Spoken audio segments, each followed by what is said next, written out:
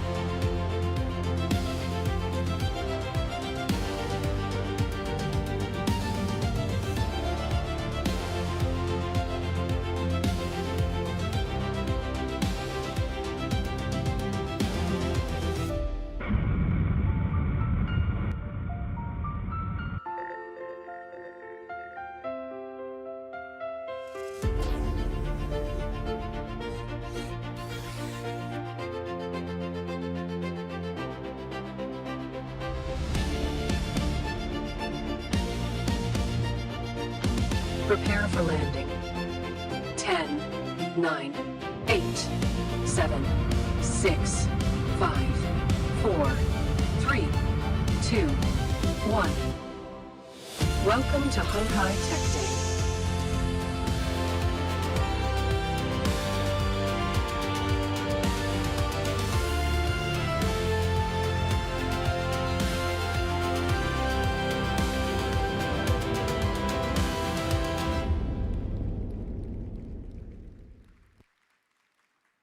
morning, everyone.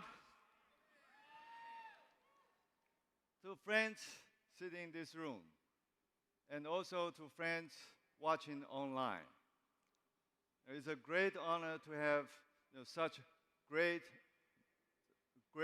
minds sitting in this room together to celebrate our 6th HHTD.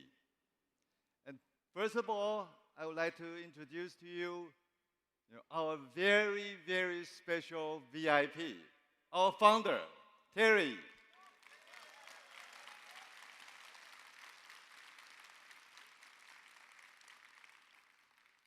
And this is, very special period for the founder, and really appreciate that for him to take this time to join our HHTD. This shows a great support and a great endorsement of our HHTD. I really appreciate it, and from the bottom of my heart, and I would like to give you my deepest condolences. Okay, thank you, thank you. Okay, please have a seat.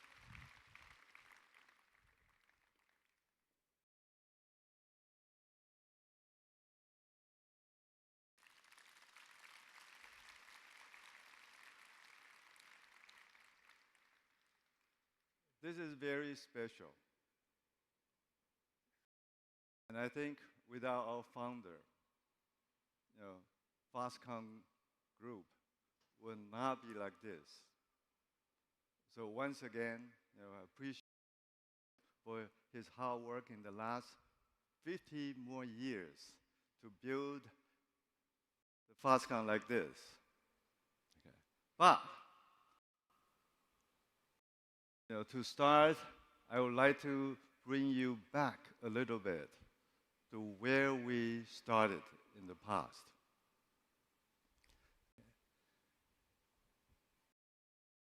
Okay, so let me start with something simple.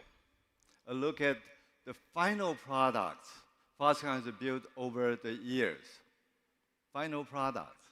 In the last 30 years, I think Foxconn started building final products 30 years ago. It was about 1996. We built more than 1,000 final products in the last 30 years. Smartphones, servers, monitors, networking gears, EVs, consumer electronics. The list goes on and on. Every time people see this, the reaction is always the same. Wow, so many of them. That reaction is great. But many people still think Foxconn is only a system assembler. Today, I want to show you why that picture is incomplete, why vertical integration is actually Foxconn's hidden strength. Our competitive edge is built on technology, manufacturing, and process engineering.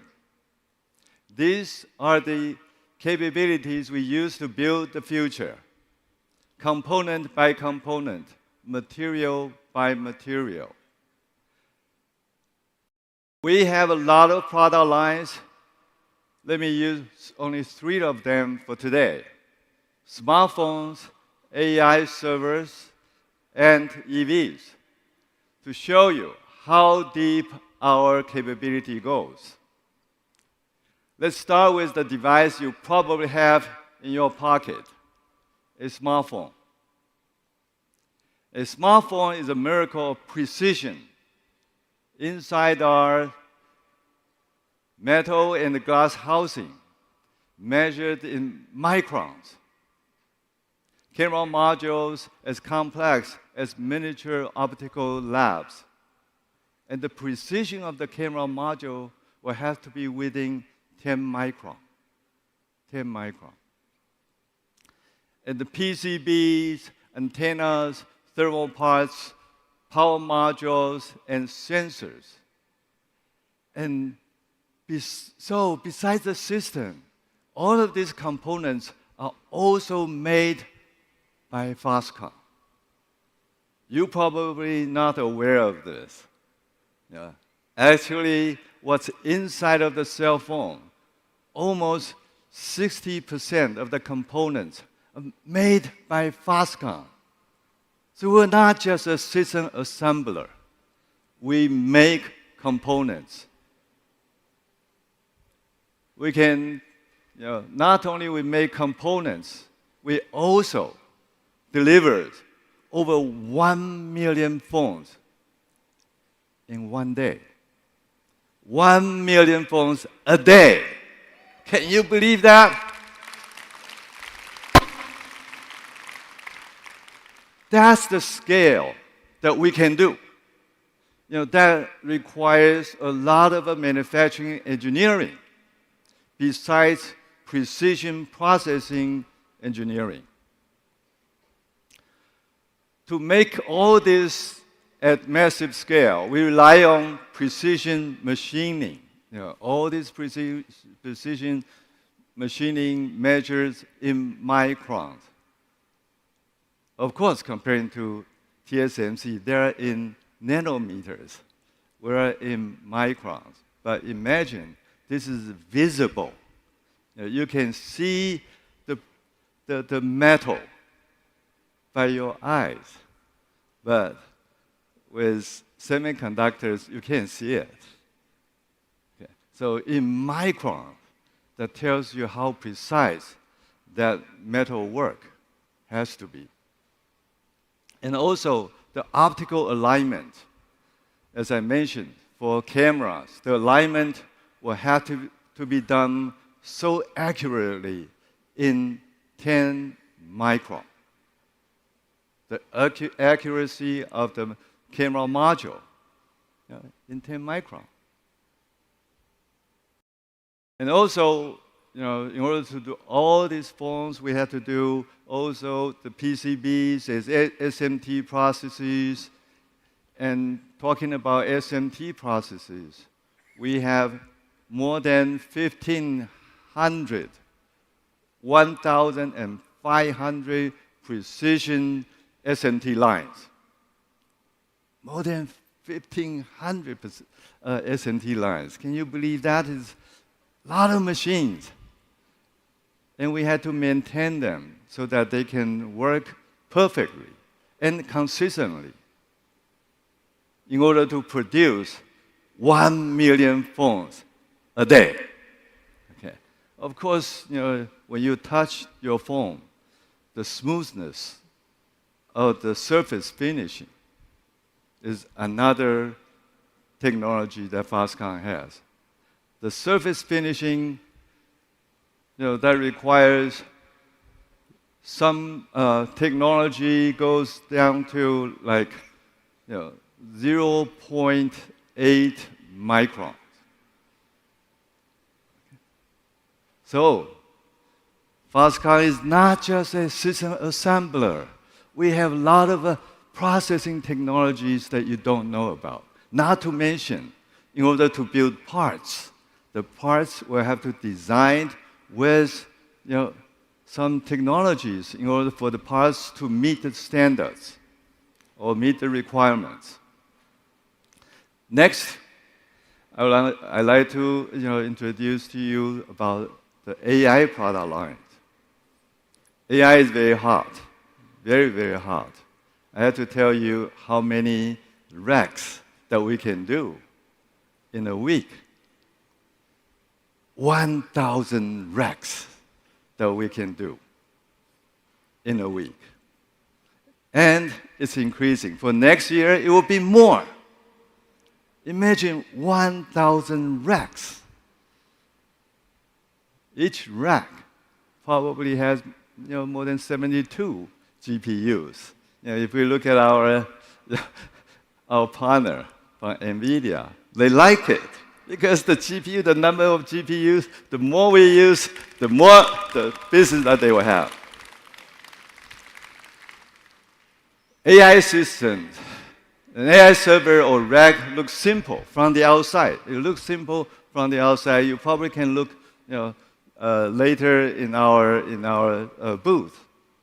It looks simple, but it has very high density GPU boards, very, very high density GPU boards. These GPU boards, in the past, when we think about the PCBs, 4 layers, 6 layers, when we started with PC motherboards. 6 layers, probably, that would be the thickness, the thickest board that we experienced. But with AI GPU boards, now it's about 10 times, about 60 layers of PCBs in order to, support the GPUs. Has billions of processing stuff inside of the GPU. Of course, because of this kind of the high density of computing, the liquid cooling or the cooling pads is also something, a must. And we also do the cooling stuff. And not that many people or customers know about this. When we heard a lot of our suppliers, they're mentioning about their heat sink or cooling expertise, but we already have it. And we already provide our solutions to our customers. Not to mention the power shelves, bus bars, high-speed connectors. All this surround this rack. We can do. Not to count the GPUs or CPUs, that will account for about 40 to 50% of the parts for the racks that we can provide by ourselves. That tells you we are not just a simple system assembler. We have technologies to support the systems. Okay, and next, we're going to show you about our EV.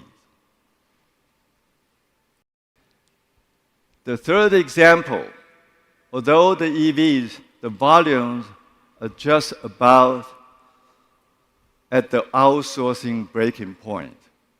What do I mean by that? The outsourcing breaking point. By that I mean, we learned from the PC world.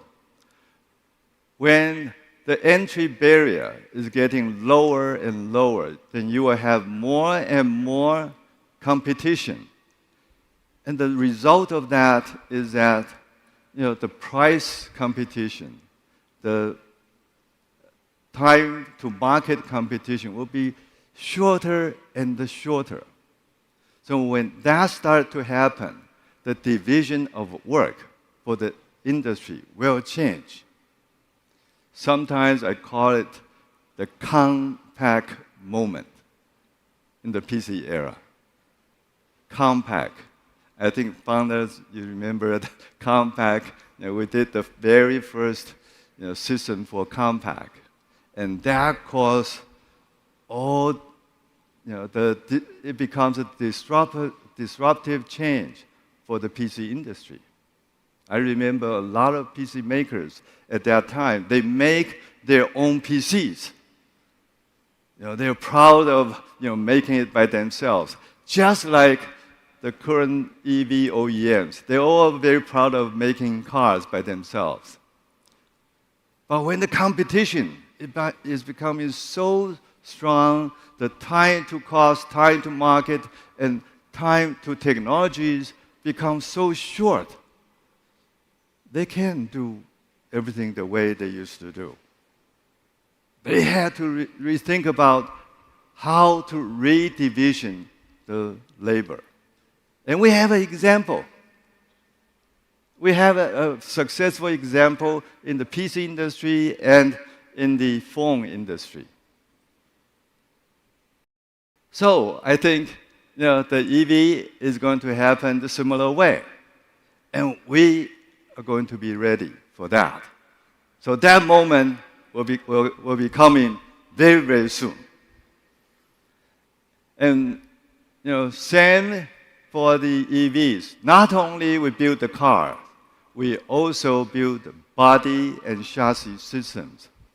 ECUs, power electronics, battery packs, motors, infotainment, and the display modules.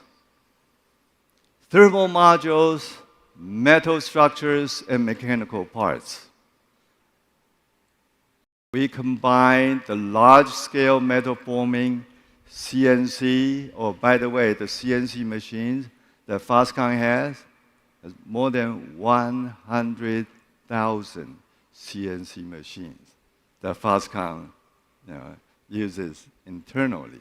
100,000 of them. So with CNC precision tooling and the electronics manufacturing,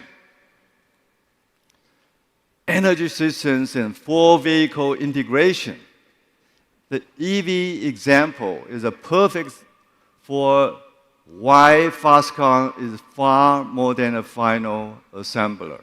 You can, later today, you can go out and try to touch and feel about our EVs.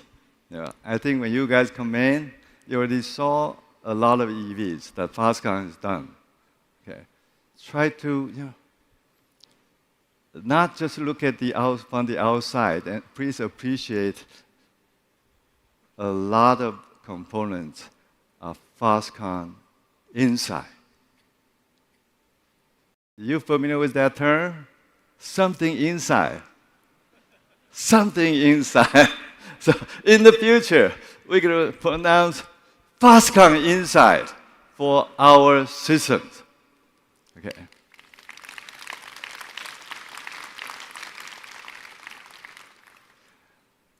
All of these capabilities rely on outstanding manufacturing management. More than 100,000, as I mentioned, CNC machines, over 1,500 SMT lines. And that is what results in about 1 million phones that we can do a day, and 1,000 racks that we can do in a week. Our goal is not simply to make things.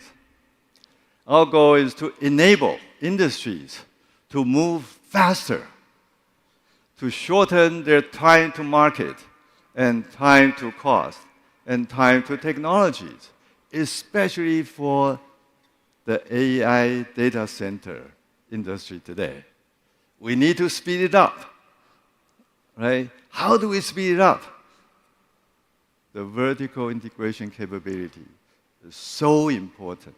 I think our customers, our partner also experienced in the past, if you have to work with so many suppliers to resolve a problem, it's going to take you a lot of, not just the complexity, but also the time that you're going to spend in coordinating among all these suppliers. But Foxconn can do it. So with that, it tells you, Foxconn is not just a simple system assembler. We are component manufacturers that enables your system. And with technologies, not just on parts design, but also processing and the manufacturing technologies. And look into the future, besides what we can do today and what we have done in the past. Our鴻海Research Institute is pushing the frontier technologies, which you will also experience it. We have 5 research centers and 1 laboratory. And we're going to demonstrate their work in the advanced technology session in our booth. We're now working on quantum computing. The technology that we focus on is trapped ion technologies. There, we are going to show you the QPU module that we have done so far. We're able to trap more than 20 ions today. 20 ions. Okay. And we're also working on the high voltage process, silicon carbide semiconductor process.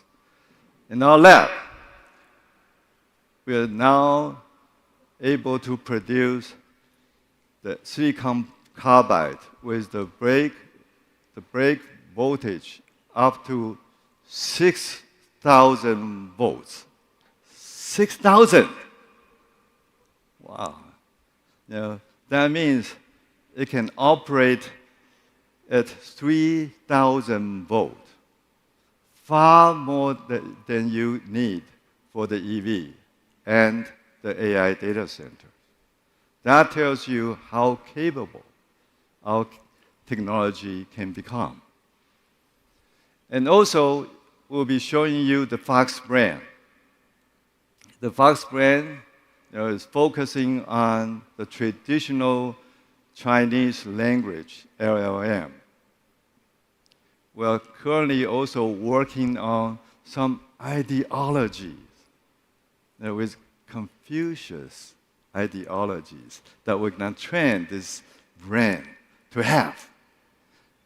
At the bottom of this technologies, besides answering your questions, they have to tell what's right from wrong, right?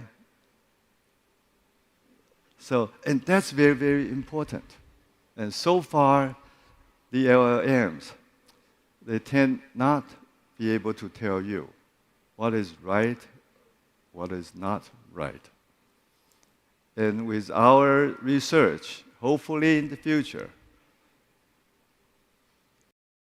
the system is able to tell you from the Confucius ideology's point of view what is right and wrong. So I think that would be amazing, right? So in the future, you don't have to worry too much about your kids, asking questions and they answer it in a way that you are not able to accept. Okay. So these efforts, all the efforts that I just mentioned, Foxconn keeps moving up the value chain to have a faster, deeper, and more forward-looking. When we share and collaborate and strive, we don't just build products. We build momentum. The momentum to drive, to have a shorter time to market, time to cost, and time to technologies.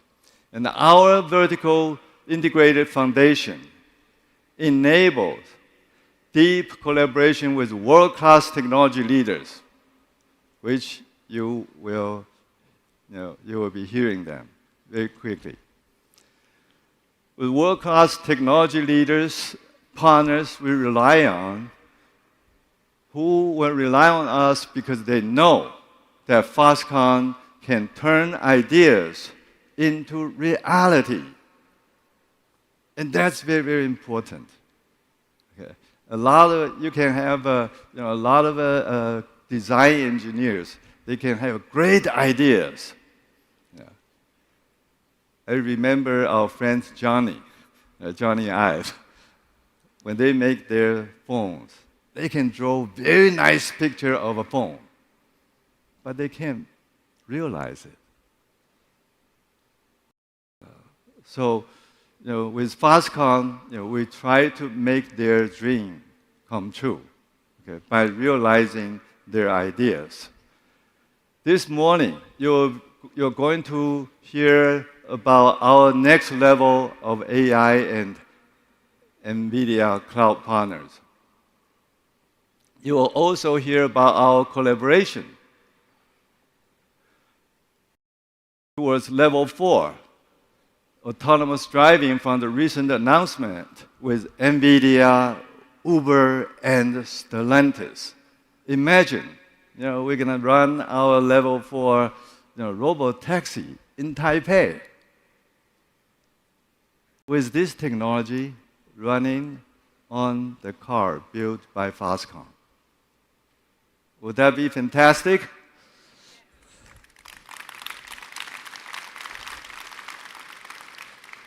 With IBM, we'll look at the quantum technologies, okay, and also the AI together, which can elevate the future AGI. Okay. With NVIDIA and ABB Robotics, we're going to discuss physical AI in industrial manufacturing. And you'll be hearing about our work on the AI robotics platform with Alphabet's Intrinsic. Okay. Foxconn's innovative CDMS business model for EVs will be in the spotlights with Japan's Mitsubishi Fuso, which you will be hearing what they're going to do in Japan. But also, we're going to show you, the EVs that Foxconn has designed for the Japan market. We understand that innovation doesn't happen in isolation. None of this would be possible without our partners and colleagues.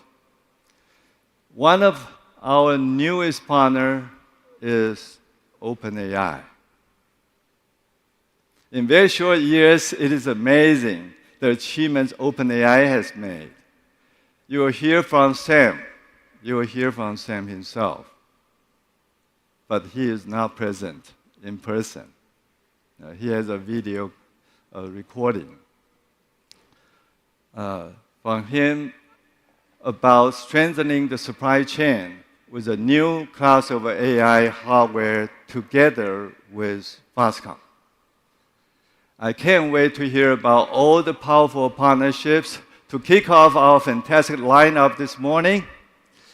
Let me welcome my great friend, Alphabet's Chief Product Officer of Other Bets, Hiroshi Lockheimer.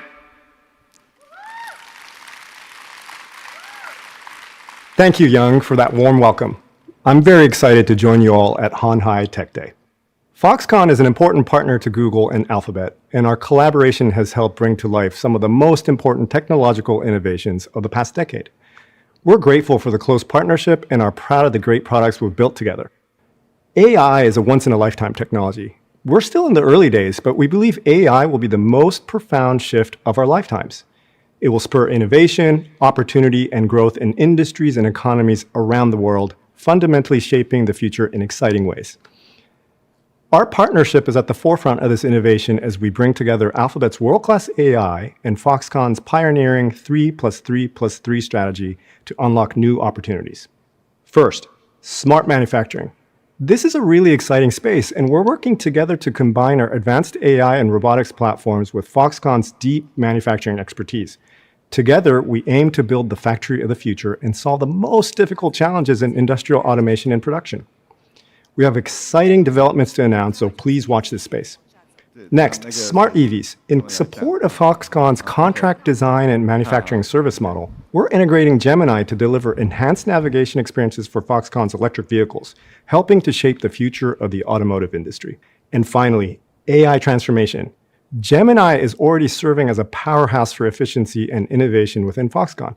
Through Google Cloud, our partnership is strengthening global digital resilience, enhancing cybersecurity, and boosting productivity, serving as a great foundation for 3 smart platforms.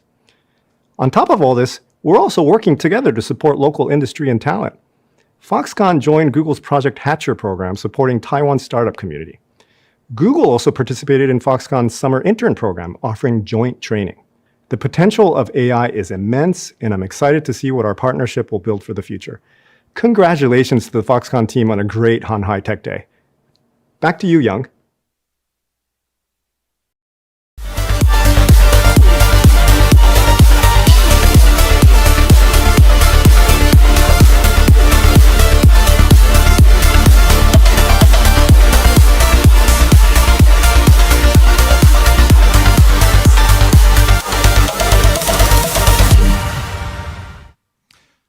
Ladies and gentlemen, what an incredible way to start this year's Hanhai Tech Day. A message from our partner, a special appearance by our founder, and a visionary keynote by our chairman, Young Leo. It would thus only be appropriate for me to introduce our next speaker, the CEO of Visionbay, my friend, Neo Yao.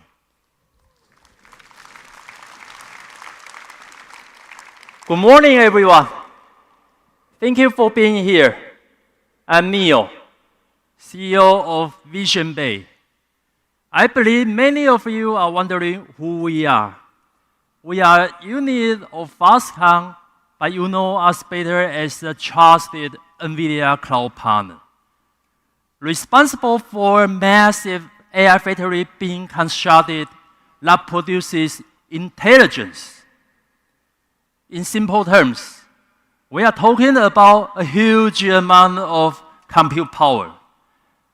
It is not only the essential energy driving the next generation of AI innovation, but also an important engine of Foxconn's three major platforms: smart manufacturing, smart EV, and smart city. Do you remember the news from last month? Foxconn just announced a $1.4 billion investment in AI data center. Well, our chairman entrusts me with that big numbers. And suddenly, I found my personal valuation just jumped to $1.4 billion. That is amazing.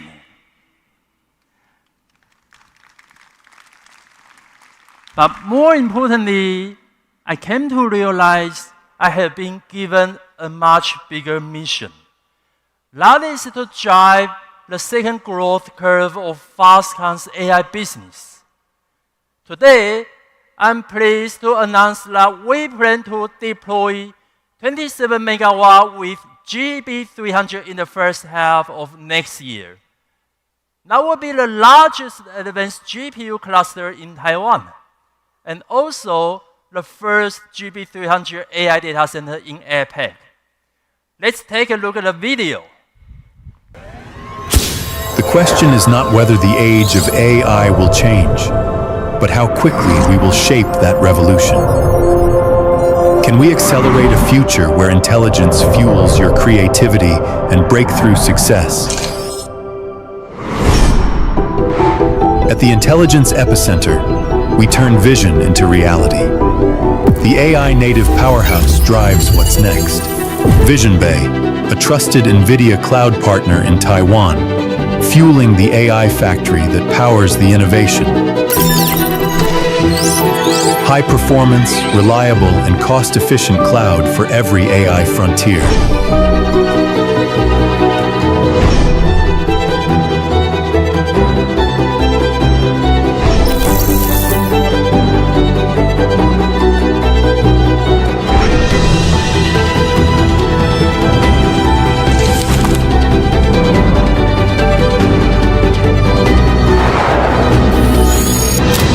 With the rise of AI, we power progress from factories to cities to mobility.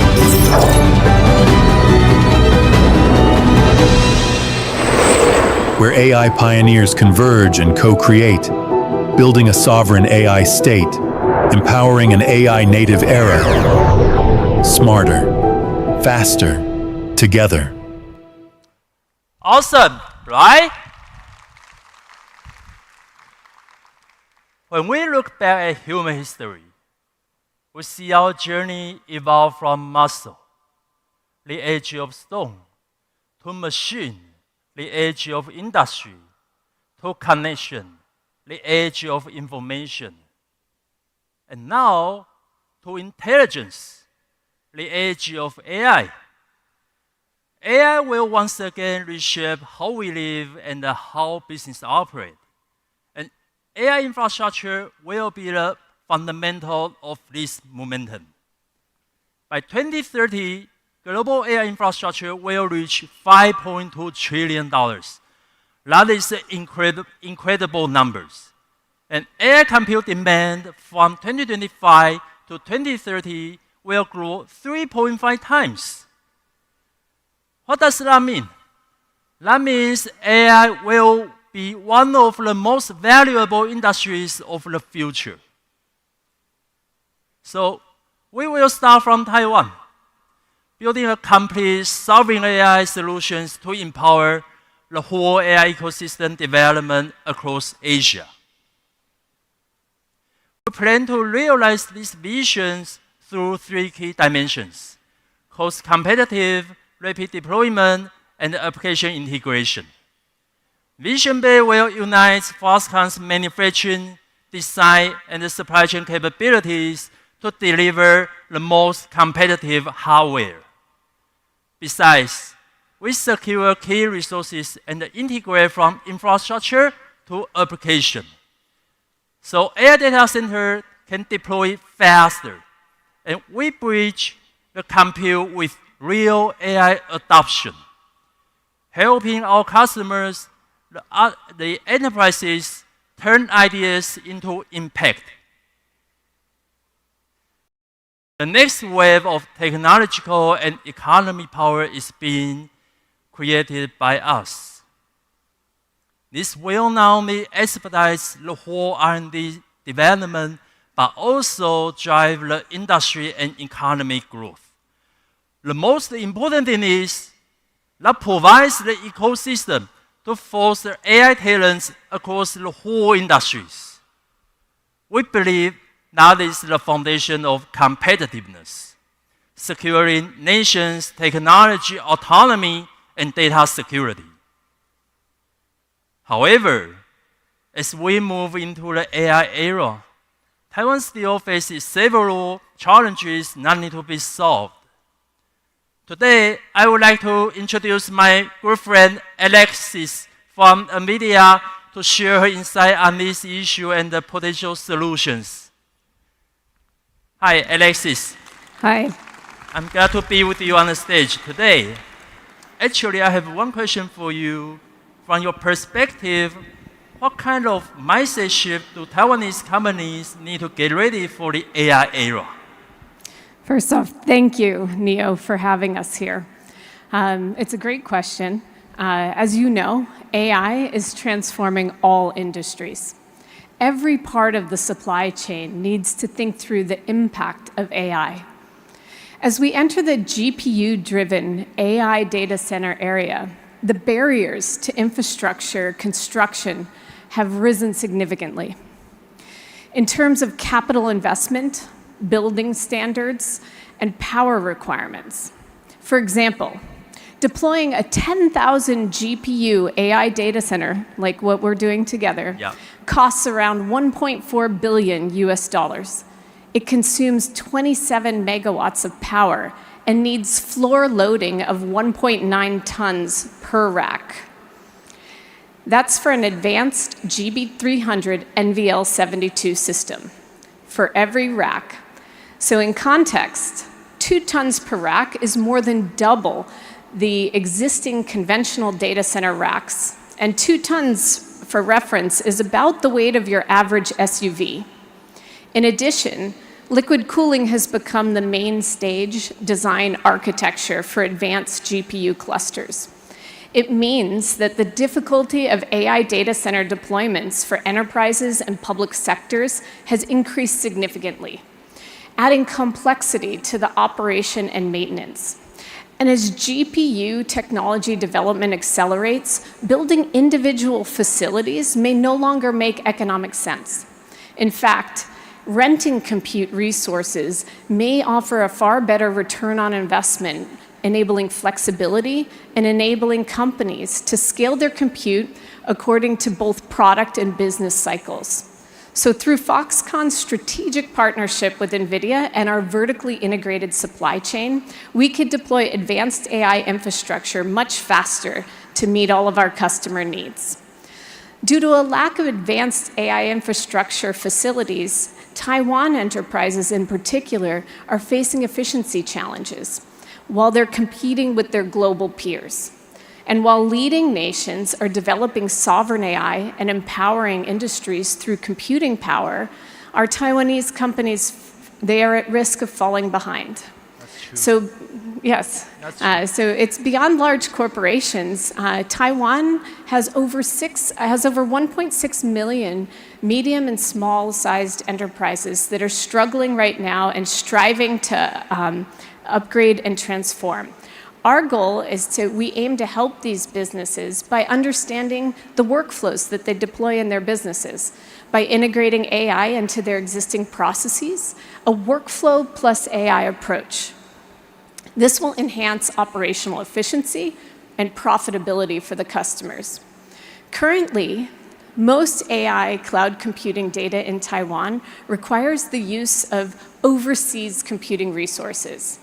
This, as we've suggested before, this exposes a potential security risk to Taiwan's enterprises and government. Therefore, we plan to build a secure local computing center in Taiwan together, which is the concept of sovereign AI. This allows Taiwan's domain knowledge and key technology data to remain local and ensure data security. NVIDIA and Foxconn's goal is clear. We want to build a fast and easy-to-use, cost-effective AI solution. In the future, we'll further integrate server manufacturing, facility deployment, and operational capabilities to ensure not only a faster time to market, but optimal compute performance and energy efficiency. Visionbay will also build an NVIDIA-centric marketplace platform, integrating other strategic partners and Foxconn's AI application so that all industries can easily integrate AI into their workflows. Combining facilities, operations, and AI application platforms, Visionbay is able to strengthen their position as a leading AI factory solution provider. So Neo, what's your next step? Alexis, thank you. Actually, we have seen a lot of opportunities in AI. We are committed to building the complete AI ecosystem and expand to the world. We welcome more partners to join us on this great and exciting journey. Let's build AI future together. Does that make sense? That makes sense. I can't wait to see what Visionbay achieves next, and I'm very proud that NVIDIA can be a part of it. NVIDIA has gone through a similar transformation. We've transformed from a graphics chip company to a systems company, and then to a data center company, and now an AI infrastructure company. We've repositioned ourselves from a technology and GPU supplier to a foundational provider for AI compute platforms and infrastructure.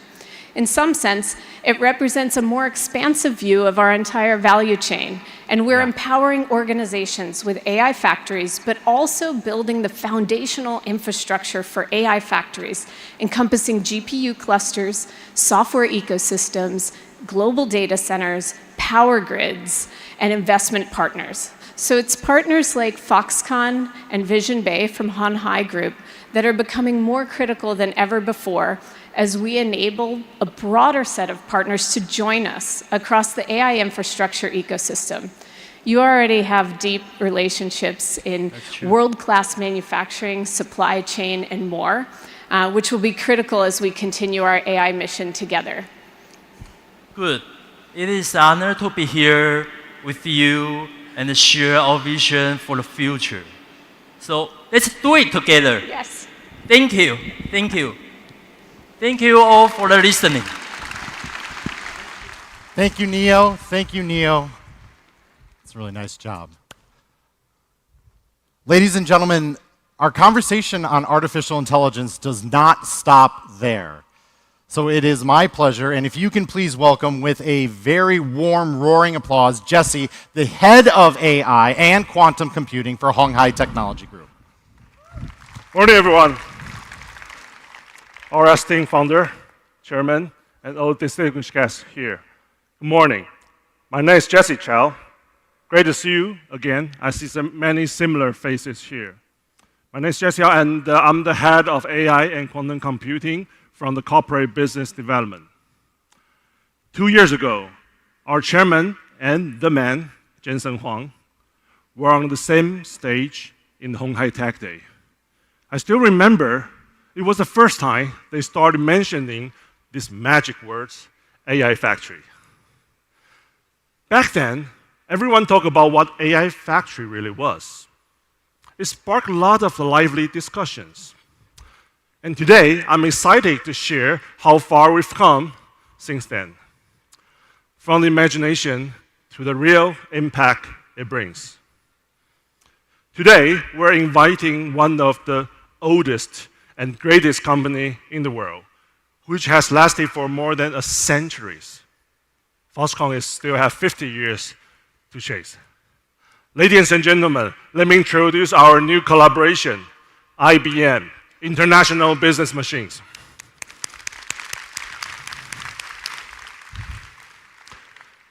Why IBM? Why IBM in the AI industries? This is a big company, of course. They understand the transformations very well. That's how they last long for these centuries. But with a mindset to continually transform itself, IBM has remained strong in this rapidly changing world. There's no more suitable to tell us how to survive and thrive in this huge AI transition. I think it's one big step forward to the realizations of our AI factories. As for the next step, we will need to bring AI factories to everyone, to the enterprises, to all the startups, to the developers, and even to the governments. We're invited our strategic partner to tell us more on AI for enterprises and how to collaborate in this space. Please welcome Hans Deckers, General Manager of Asia Pacific. Welcome, Hans. Thank you, Jesse. Thank you. Thank you. Thank you. Foxconn team, everyone, thanks for having me. It's actually great, Jesse, to be here. Thank you. Hans, welcome. We all know that IBM is at the frontier of the technologies. We have seen it in the past 100 years. Maybe not just by us, it's by many people. Please, could you tell us what IBM is doing today on AI and all these key emerging technologies? So sure thing. I mean, a lot has happened. For over 100 years, IBM and all of our clients have been transforming. We know about the geopolitical headwinds, but all these uncertainties bring a tremendous amount of opportunity. For IBM, it's always be, and it will always be, client first. And when you look at the hot topics today in this world, Jesse, it's sovereignty, as we just heard, data, control, flexibility. Yes. How do you stay there? Now, we can't do this alone. And this is why partnerships together with Foxconn, together with other parties, is so important to assist clients on their journeys. If I pivot a little bit to IBM, IBM is really focused today on 3 emerging technologies. You see them behind me. Artificial intelligence for the enterprise and government, hybrid cloud, and a new emerging technology that is coming, which we call quantum computing. Now, Jesse, maybe we could dive into quantum a little bit? Yes, I think quantum is also another very exciting term, right? Tell us more about quantum. I think IBM is leading in this space for decades, correct? And I'd like to see how you see the visions of quantum and also maybe how to, fuse with the AI factories together. So, 3 emerging technologies, as I said. The latest one that is on the brink, if you're an optimist, quantum will be there in 2 years. If you're a pessimist, it's 4 years. So take your pick. Wow, 4 years. if you look at the quantum roadmap, and IBM has been on this track, IBM Research, for decades, we see that by 2025 we will have the first fault-tolerant quantum computer.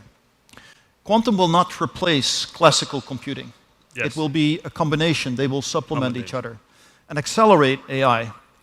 And a lot of this is already coming to the forefront. We've been working with many different institutions, including large banks, where we already see 34% higher accuracy rate in bond trading algorithms versus traditional compute. Oh, wow. So a whole new world is opening itself up. Wow. So there's banks or enterprise start adapting with this quantum algorithm and to optimize their workloads. Oh my, that's very advanced, right? So I think it's also a very different IBM indeed, right? Which is why Foxconn is keen to work with organizations like IBM to realize our visions of the technological future. Next question. What are the challenges that you're seeing today on the AI adoption for enterprises? Right. So let's maybe first ground ourselves in 5 common challenges we see in the boardrooms with enterprises. Okay. And then I'll talk a little bit on how we collectively can solve it. So the first problem or challenge we see everywhere is that every big enterprise has multiple infrastructures to manage, on-premise, off-premise, and they haven't really found a way to properly integrate them. Second, data. Data has been exploding for decades, but only very few companies have actually extracted the right amount of value from it. True. Thirdly, many enterprises have seen a lack of automation. So with the new technologies, data exploding, infrastructures being everywhere, without proper automation is very, very difficult to manage. The fourth one, and these are all compounding challenges, is a lack of skills. New technologies are emerging, companies have a very, very difficult time to keep up with skills, which combines you into the fifth challenge, which is really security. If you have these 4 not properly managed, you open yourself up to potential security challenges. Now, we've been working these challenges with enterprises and governments, and this is really what brings us to the chart behind us. We've been working and collaborating with Foxconn and other providers to create an integrated stack. So at the bottom, you'll have infrastructure and AI compute. Then you'll have a hybrid cloud layer using Red Hat OpenShift, a very open platform. Then really it's a data layer that we've been adding using open source software, where really the data of our clients is the data of our clients. Then we built AI models, very specific, unique models, domain specific for the enterprise. Yes. We then provide orchestration for agents, but also for assistants. And that all comes together in what we call a collection of use cases. And those use cases is ultimately where enterprises extract the value. These use cases will be the AI factory, as we're discussing. AI App Store. AI App Store. AI App Stores. That's interesting. I really like the word, AI App Stores. We're starting with AI like a tool. We try to do something on top of that, and of course, to enhance the efficiency of the enterprises. So I have to say, very few technology providers have these horizontal views like IBM, right? So to provide a comprehensive approach towards AI value creations. But how do you go about helping enterprise utilizing these technologies?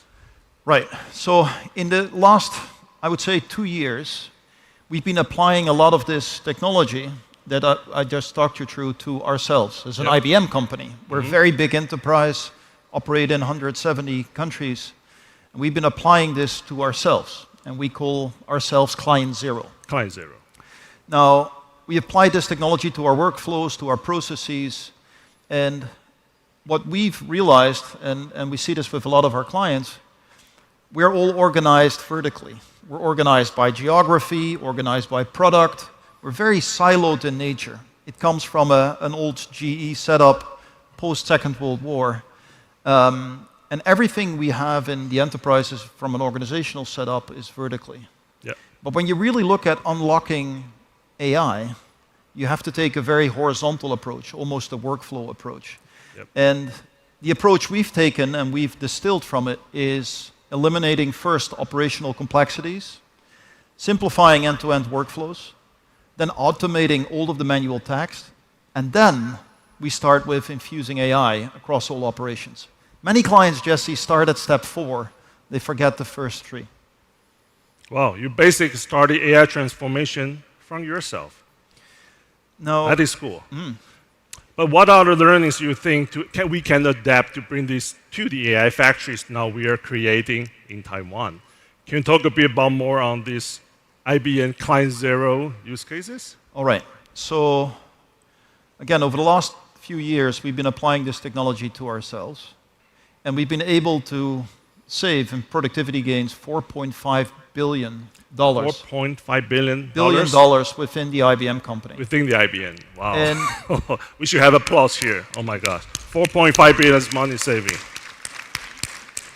Now, we've implemented AI across 70 workflows, enterprise workflows that cut across all of these silos. This is where you really can extract value for the enterprise. We're very optimistic about what we could do together with clients using the AI examples and the factory we just talked about. And it really sets the right foundation for culture, platforms, governance to drive success. We've been able to do it in our company. We're doing it with clients. And I believe with the right partnerships, we can bring it to the rest of the world. Thank you. I think applying this Client Zero approach is really a smart idea, which makes this use case more persuasive. It just needs by you and change the ways of working. And that's how they tell you, the IBMs tell you, and we tell you together that how we change things. To wrap things up, I want to talk about the future. What's your view on the impact of Foxconn's AI factory to our clients? Our clients here, right? The ecosystems and also Taiwan. I think applying Client Zero approach, these use cases, is allowing all of us, right, enterprises, governments, the ecosystems, companies in Taiwan, but also outside, to really take all of that and be in a unique position to horizontally integrate the enterprise and therewith extract massive value from all of these technologies. Cut across the silos, and for us, right, collectively, the realization of the AI App Store is really becoming the use case store for all of the enterprises to start using. I think so, yes, to cut the silos. So what's the final one message you want to leave with all these audiences? So first of all, I have to congratulate Foxconn. It's fantastic to be here. You. It's fantastic to see all of the innovations that Foxconn is bringing. We, as a company, have been in Taiwan for 70 years, and we're looking forward to be there in the decades ahead. IBM will continue to invest into Taiwan's future. And there are a few things that are really important, and I saw it already in the previous presentation. Sovereignty, how do we secure it? And I believe the factory will absolutely help. The power of partnerships, nobody can do it alone. And together we will be stronger. And maybe thirdly, it's really bringing this reimagination to impact, which is the core of this discussion. I think so. I think sovereignty is the big turns also for the future. Right. Thank you, Hans. Thank you. Thank you, everyone. Thank you. Thank you. Thank you. Thank you. Let's keep it up for Jesse. Great job. And yes, in case you didn't notice, we do high fives here at Foxconn. And also, I have moved from that position to this position here because I am transferring over from as your MC to now the person who has the pleasure to guide you through 2 talks. Not just 1, but 2. And I also now have to introduce myself. So ladies and gentlemen, my name is Robert Schlager, Head of Corporate Communications for Foxconn in the United States, working closely with our Chief Product Officer, Jerry Xiao, on initiatives across North America. And it is my absolute pleasure to be here with all of you here today to introduce our next segment. As the chairman alluded, this is a very exciting day, but it's also a very exciting moment. Because what will be shared has not been advertised on our鴻海Tech Day website or our鴻海Tech Day mobile app. And at this very moment, in both the United States and Asia Pacific, news is breaking if you have not already seen it. News is breaking if you have not already seen it. But for those who have not seen the news, or for those who may not know what we're alluding to, this will also be the first time that it is heard in this very room by this incredible audience. We know that a key to Foxconn's success as the world's largest electronics manufacturer and solutions provider is our global network of partnerships. In part, that's what Honghai Tech Day is all about. It's not only a celebration of Foxconn's accomplishments, but it's also a celebration of the accomplishments of our partners. This new partnership is meant to solve problems. Number one, AI infrastructure components and its demand is outpacing supply. This is a problem. Number two, this partnership will strengthen the domestic supply chains across the United States and accelerate the deployment of advanced AI systems. I'm from the United States, and I can tell you that as of 2025, Foxconn's presence in America remains strong. And as our chairman has said, the US remains a key region that is part of this technology group's global presence. Over 6,500 men and women in the United States work at Foxconn with manufacturing operations in 6 states. We are proud of our server production development that is taking place in Texas, Wisconsin, and California. We are proud of our presence in Ohio, which is now positioned as a place for future AI infrastructure manufacturing. And we are proud of the Foxconn employees who work in Indiana and Virginia. This partnership is good for our business in the US, our business globally, and is mutually beneficial. This partnership takes place with a company that we are all familiar with. This partnership takes place with a company that is a leader in foundation models for artificial intelligence, a company that is led by a visionary who continues to push the envelope of human innovation to deliver a product that brings our human race closer to new frontiers with tools that will also position Foxconn as a continued leader in the ICT industry. That company is represented here by a very special guest who will deliver the honor of introducing that visionary leader's video message and our announcement.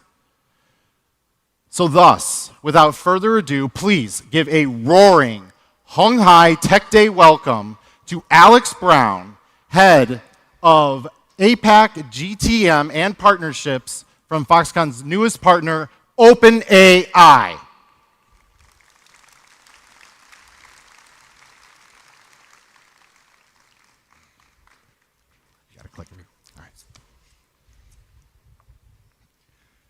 Good morning, everyone. I'm Andy Brown. I lead go-to-market and partnerships at OpenAI across Asia Pacific. It's an honor to join you here at Honghai Tech Day. Foxconn is the world's leading electronics manufacturer, and we're proud to have today announced a partnership that will help strengthen global supply chains and meet both existing and future needs across the industry. The pace of progress in AI is accelerating, and demand for the systems and hardware that power it is growing just as quickly. We're excited for what we can create together as we explore what next-generation AI infrastructure will look like. To share more about this collaboration and the vision ahead, here is a short message from our CEO, Sam Altman. Hi, everyone. I'm sorry I can't be with you all in person for Honghai Tech Day, but it was great to be with Chairman Yang at our headquarters in San Francisco recently. We talked about the rapid progress we're seeing in AI right now, and we signed the new agreement that we're announcing together today. We are proud to work with Foxconn, the world's leading electronics manufacturer, to design and build the next generation of AI hardware in the United States. Demand for critical components in AI infrastructure is already far outpacing supply, and we expect that will only continue over the coming years. This agreement is about strengthening the supply chains to meet the existing and future needs across the AI industry. This field is progressing very quickly. Just 3 years ago this month, we released ChatGPT. Before that, a few people had used AI. Today, 800 million people around the world use our tools each week to learn, to create, and to build.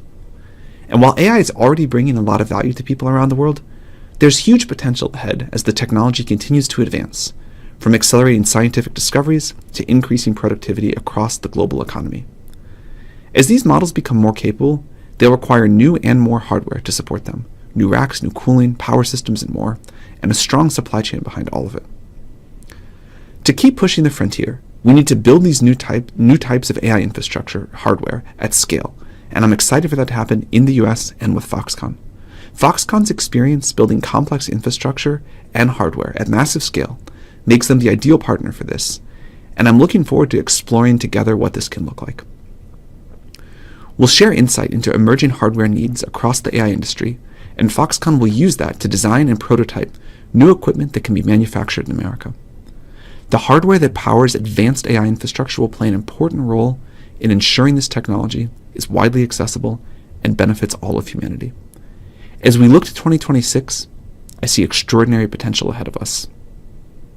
This partnership would not have been possible without Chairman Young's vision and deep understanding of AI and its potential.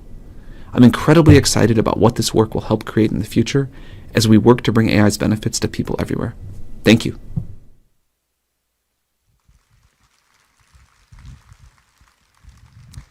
Thank you, Sam, and thank you, Andy, for joining Foxconn to make this exciting announcement. Thank you for your collaboration, and thank you for your visionary leadership to the future.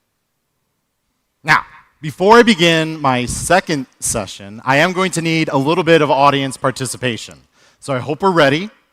But by a show of hands from the thousands of people who are here in this audience today, and don't be shy, how many of us have a 5-star Uber rating? Oh, okay, so Seki, we got one. Jesse, I see a few in the back. All right, that's good. That's really good. I have to admit, as I was coming here this morning, taking an Uber to this convention center, I did check my Uber rating, and it's not a 5-star. I don't even want to tell you what it is. But it is certainly my goal to deliver for you a 5-star talk, and we at Foxconn would not be able to do that if it were for this 5-star audience, our 5-star partners, our stakeholders, and a gentleman who I'm going to introduce very shortly.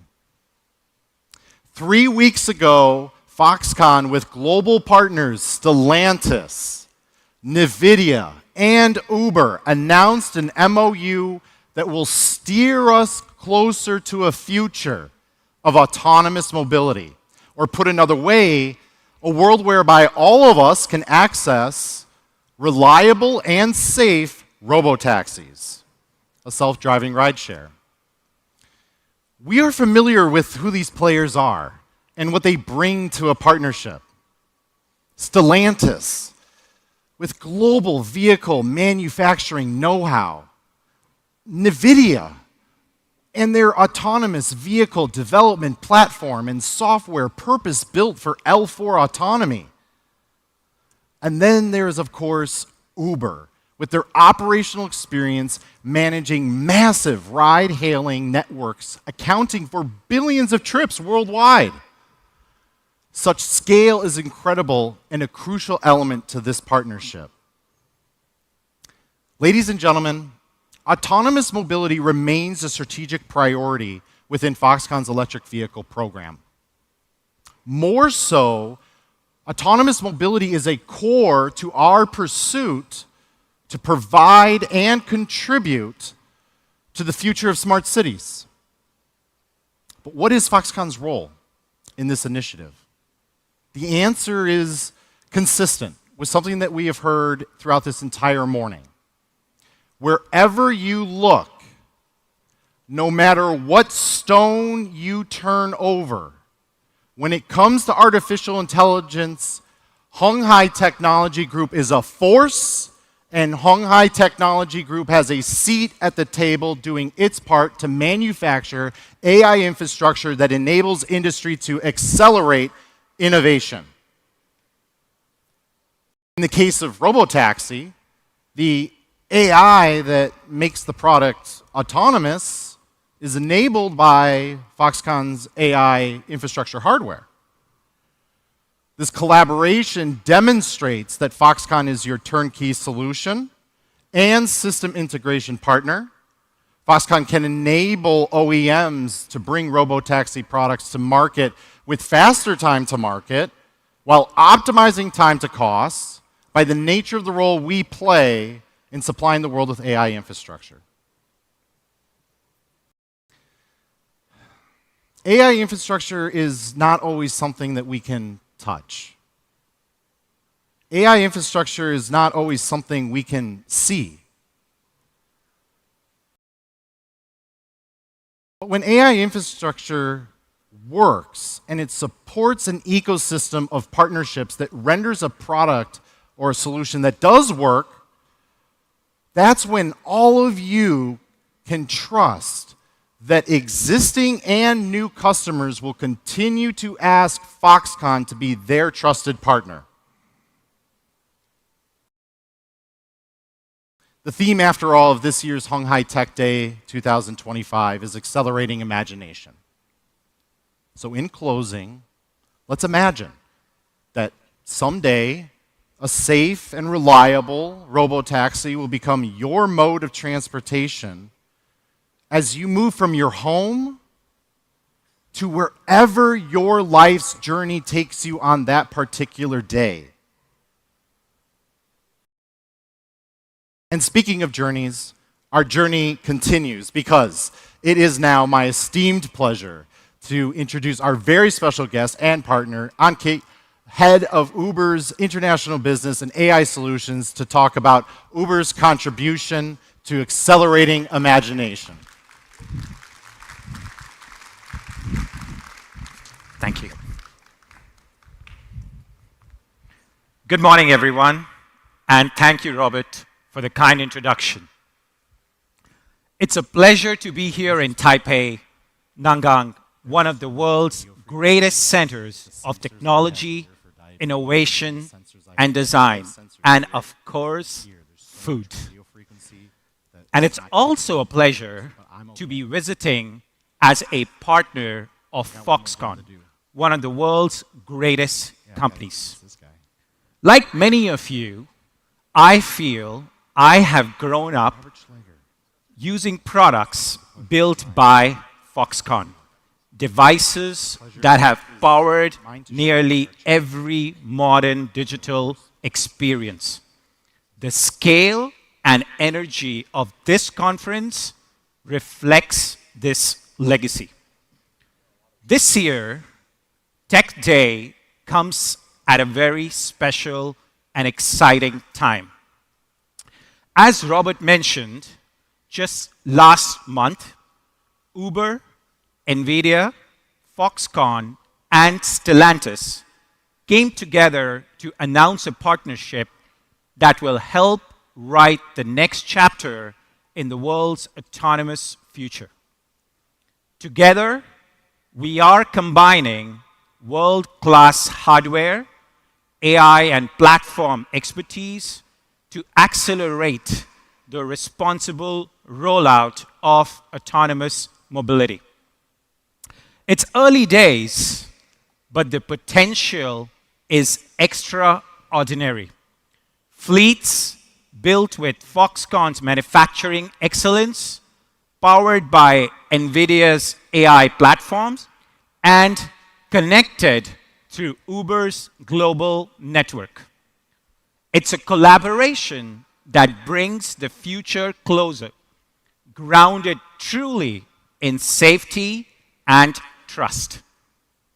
For Uber, this partnership is core part of our long-term platform strategy, connecting next-generation vehicles, AI systems, and large-scale demand in a single network that spans the globe. Today, AV trips represent just a small fraction of the millions of trips that take place on Uber platform every single day. But it's also very clear that we are already on a commercial pathway that builds directly on what we already do best, which is orchestrating trips at an incredible scale with precision, safety, and efficiency. By integrating NVIDIA's L4-ready architecture and Foxconn's advanced manufacturing and system integration capabilities into our ecosystem, we are building a model where autonomous vehicles can enter Uber's network seamlessly, operate safely, and deliver stronger unit economics over time.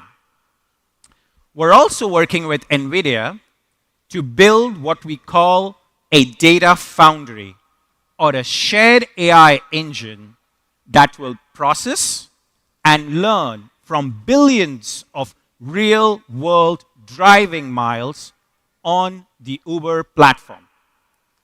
Built on NVIDIA's Cosmos Foundation model framework, it will help us train and validate the next generation of L4 autonomous systems. These partnerships make it possible truly to move from experimentation to scaled deployment quickly. They align perfectly with our strategy to make Uber not just the largest mobility network in the world, but the smartest and the most capital efficient one. And sometime in the future, who knows, 5 years, 10 years from now, maybe even sooner, many of us here might arrive at Honhai Tech Day in an autonomous vehicle built through the partnership between Uber, Foxconn, NVIDIA, and Stellantis. It's a privilege to share the stage with so many innovators here in Taipei. Thank you, Foxconn. Thank you, Robert. And as Uber, we look forward to traveling the road ahead together. Thank you.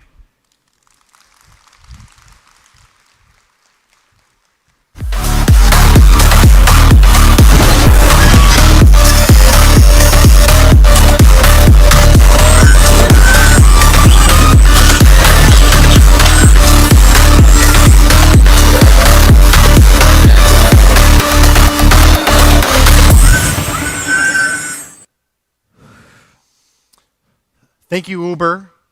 And for our next session, I would now like to introduce Dr. Xie, our Chief Digital Officer from Honghai Technology Group. A round of applause, please.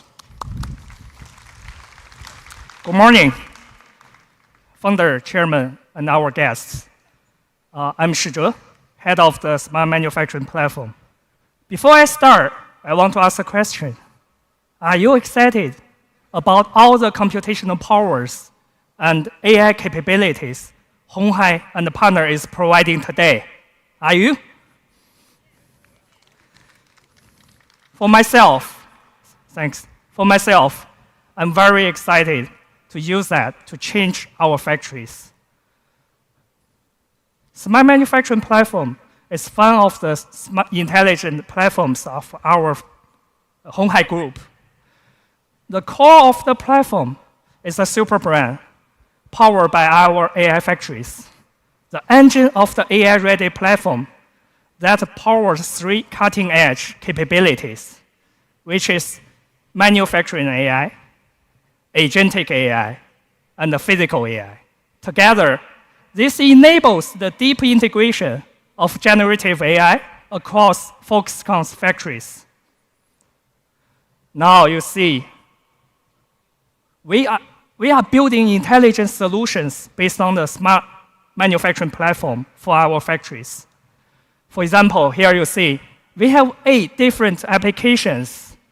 This includes generative AI for advanced scheduling, flexible manufacturing system, factory GPT, and autonomous operation AI for intelligent decision making. Together, they improve our manufacturing capability and maximizing efficiency. But today, before we talk about platform, more importantly, I want to talk about physical AI. I think we are entering an era of physical AI, which is embodied intelligence.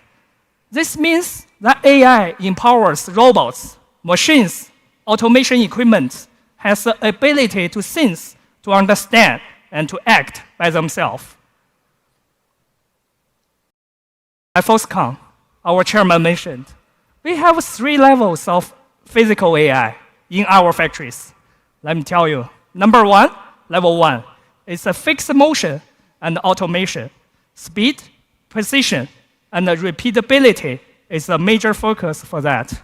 Number 2, we add sensing, control, enable basic flexibility and adaptability to response. And level 3, we integrate all the AI capabilities.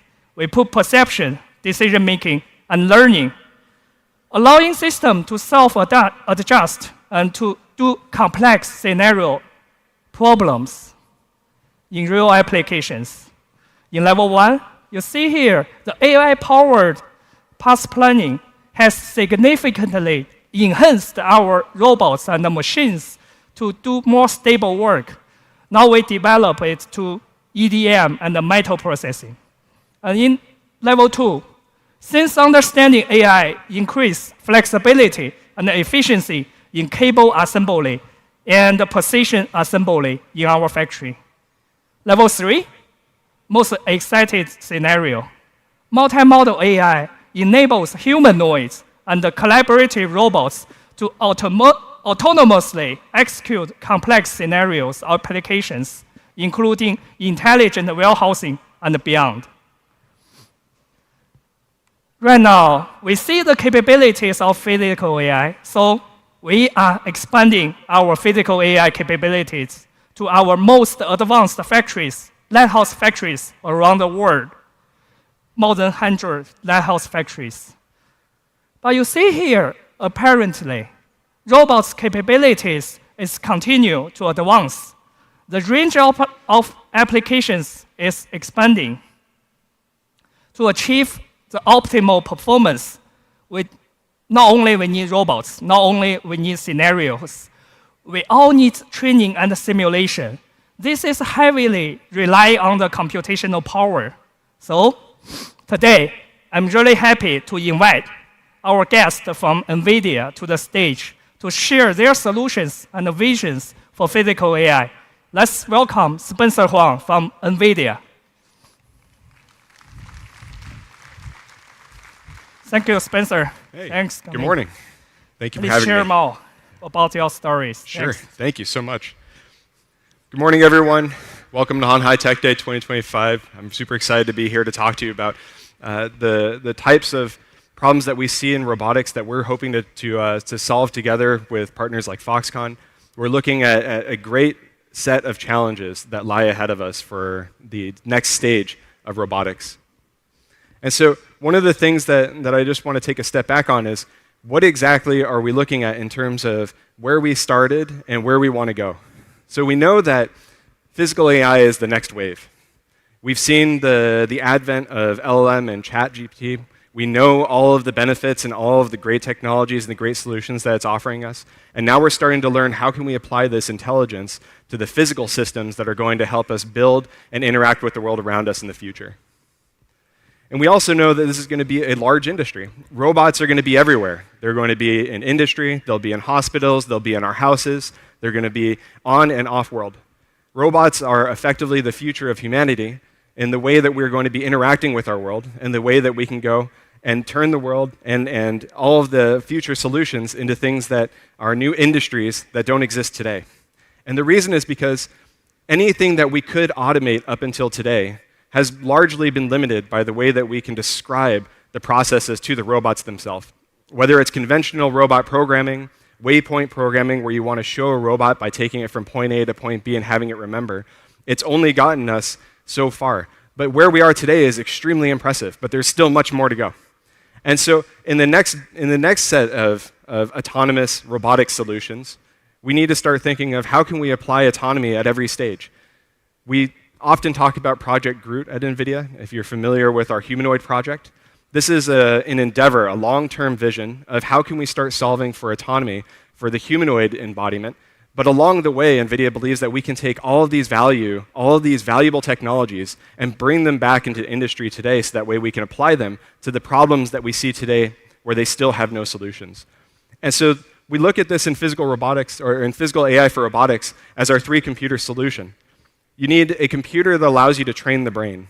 You need another computer that allows you to simulate the robot inside of a simulated environment that's physically accurate prior to actually deploying to the real world. And then, of course, you need the hardware that allows you to then take all of this intelligence, put it onto the robot, deploy it into the real world, and start really doing valuable tasks. But one of the main challenges still holds us back is going to be data. And we've heard about it in a few previous speakers. You're going to hear about it probably all throughout the conference. And the reason is because physical AI is inherently at odds with the corpus of data that we started with for LLMs. When we started with LLMs, we had the luxury that humanity has written down and recorded our history for most of our lifetime. And so we were able to treat and train these agents off of information that already existed. For physical AI, it's much different. We don't really have much in the way of a large data set that allows us to describe the physical world around us. We don't have much data on how we interact with the world, whether we're touching it, how hard you're interacting with an object. We don't have much information because we never really had means to record it, we never had means to generate it, and we never had means to augment it, meaning that whatever small bits of information you can capture, how can we turn that into large amounts of information synthetically? And so we look at this as the robotics data challenge. When you think of ChatGPT 1.0, pre-training was essentially taking all of humanity's knowledge and baking it up into one initial, the very, very first baseline for what we consider large language model intelligence. But for physical robots, we're still not quite there. When we think of physical AI, we think of what are the types of atomic skills that we're going to require in order for us to have useful robots doing useful tasks in complex environments. And unfortunately, we still don't have that today. And so we're fighting on two fronts. One, we need to be able to capture data that allows us to build up a baseline that gives us general autonomous intelligence. That way, we can start post-training all of these baseline intelligence to be doing more vertically specific tasks, things that are going to be much more complicated, like industrial manufacturing, right? Everything that we're going to be talking about for smart manufacturing is absolutely on this extremely specialized tasking side, because it's not just general pick and place. You're not just picking an object and putting it down, but you need to do extremely high fidelity, extremely accurate assembly tasks. You need to do extremely precise manufacturing tasks that have to be predictable, safe, and easy to deploy at scale. And so what we build at NVIDIA is a platform called NVIDIA Isaac, and we've broken it up into essentially three core parts. The first is that we believe that you need to have these open robot foundation models. When we're working with Foxconn, we want to be able to bring a baseline intelligence for the types of tasks that are going to be applicable within the factories themselves, within the manufacturing lines themselves. It can't just be trying to retrain these models from scratch every time that you're trying to add a new task. There are simply too many tasks, and there are too many different areas that we need to apply it to. So first, we need to have a baseline intelligence. But how do we get there? We need to have simulation platforms and robot learning frameworks that allow us to train these robots and to train these skills inside of simulated environments at scale and faster than real time. If it takes a human 18 years to get through high school, another 7 years to get through school if you're going through a bachelor's, master's, and even further if you're going to a PhD, you've already spent 20-odd years just trying to learn how to get to your baseline. If we need every robot to go through 20 years of learning before it can actually become useful, we are already too far behind. And so this is where simulation really brings us this answer. The ability to simulate a robot is the same thing as saying, I can simulate something at faster than real time. How can I train a robot in 20 years' time but only spend a few hours in real time? And this is how we end up with scale. not scale on compute, but scale on tasks. And so you can think of it in two ways. One, the amount of tasks that are required for us to do valuable tasking inside of these industrial spaces is extremely large. And it doesn't just start with basic tasks. You have to create these compound, extremely complex tasks. And so one, the task is really complex. On the other side, in order to capture all the data for each of these tasks, it is exponentially greater than the tasks that you have. And the reason is because a single task can be applied to many different environments. When you're looking at a chef, they don't just know how to cook in one kitchen. They can cook across many kitchens, across many different domains, across many different regions. And so the skills themselves are transferable. And so this is why we need to have simulation platforms and these robot learning frameworks to allow us to train these skills, then apply them to all these different domains prior to actually deploying them into the real world.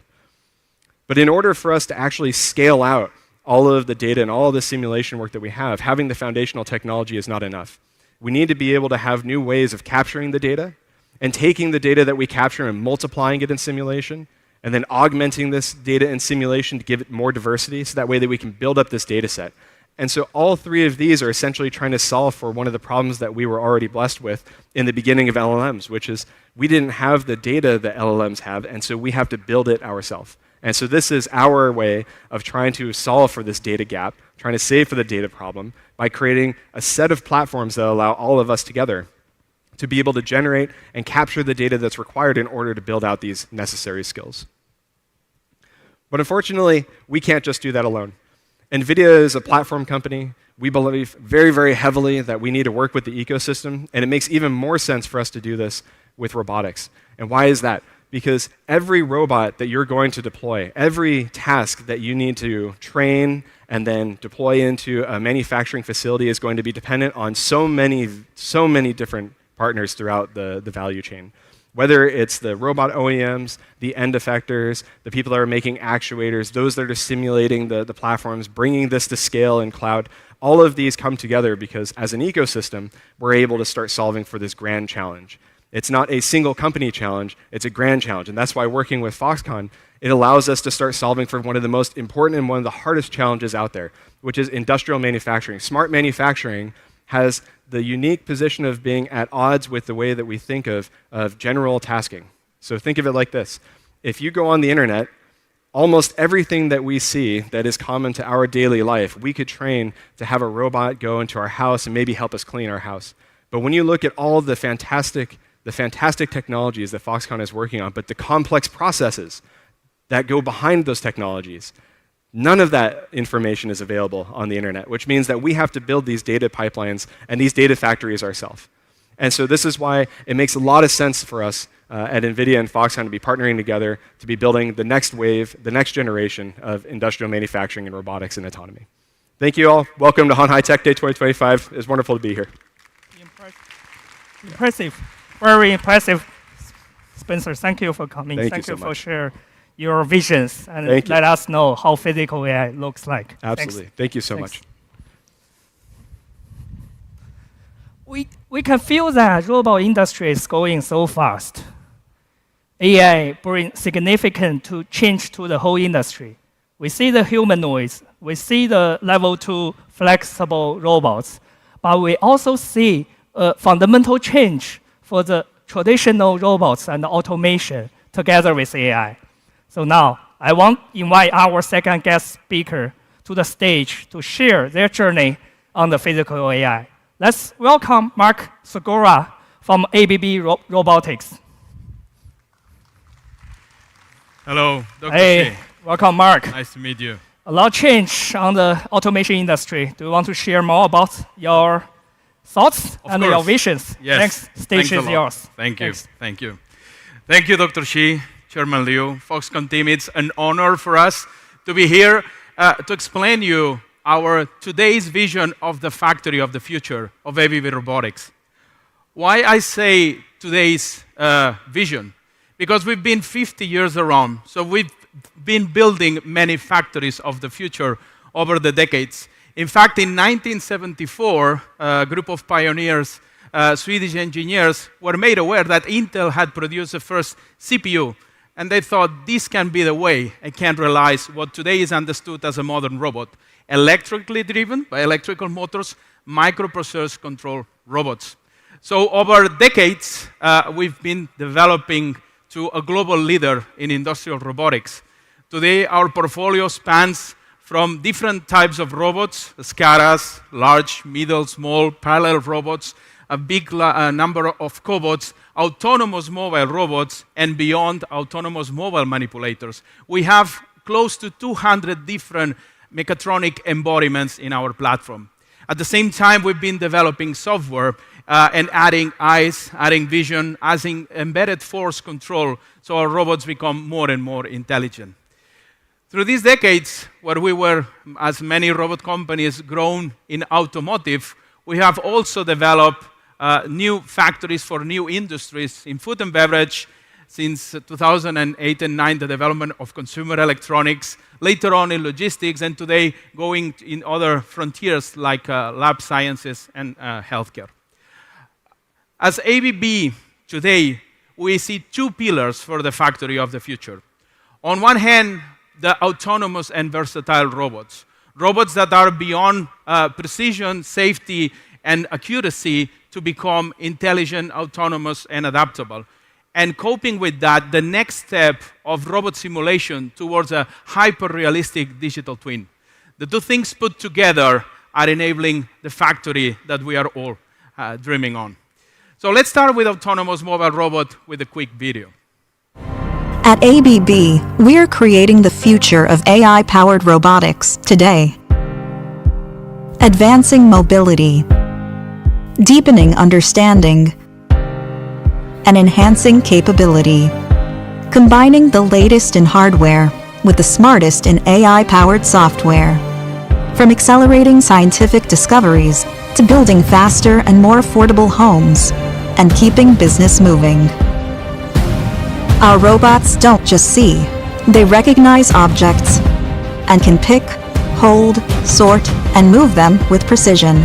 Our robots don't just act on programming, they understand the world around them in 3 dimensions. They build their own maps to navigate in real time, and they learn from what you tell them or show them, with the versatility to switch between a range of tasks in real time, and the autonomy to get the job done without intervention. ABB robots will do more things, in more places, and do it faster, safer, and smarter. In a new era of AI-powered versatility and independence that we call autonomous versatile robotics.